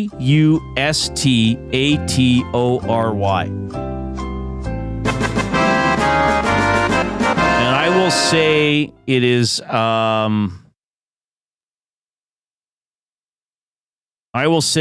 someone who has an expansive palate and has tried a lot of different types of foods. Wow. I don't know where to go here.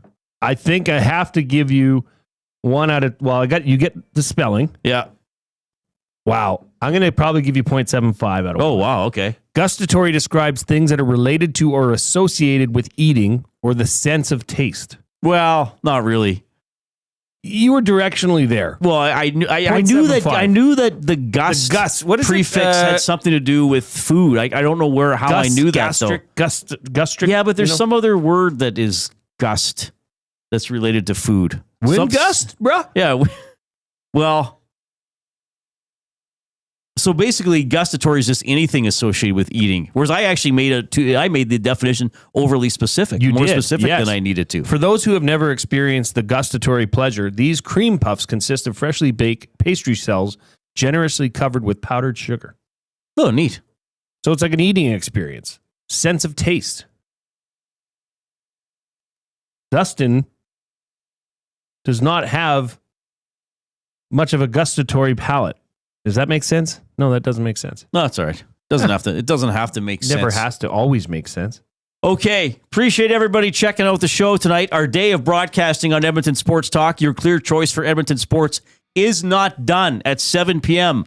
The GCL Diesel Oil Stream pregame show hosted by Tom Gazzola, leading you into that 8 p.m. game between the Oilers and the Kings at Rogers Place. I'm heading to that contest. Zachary Kubusch, great work. Blue Guy, always a pleasure. I'm Reid.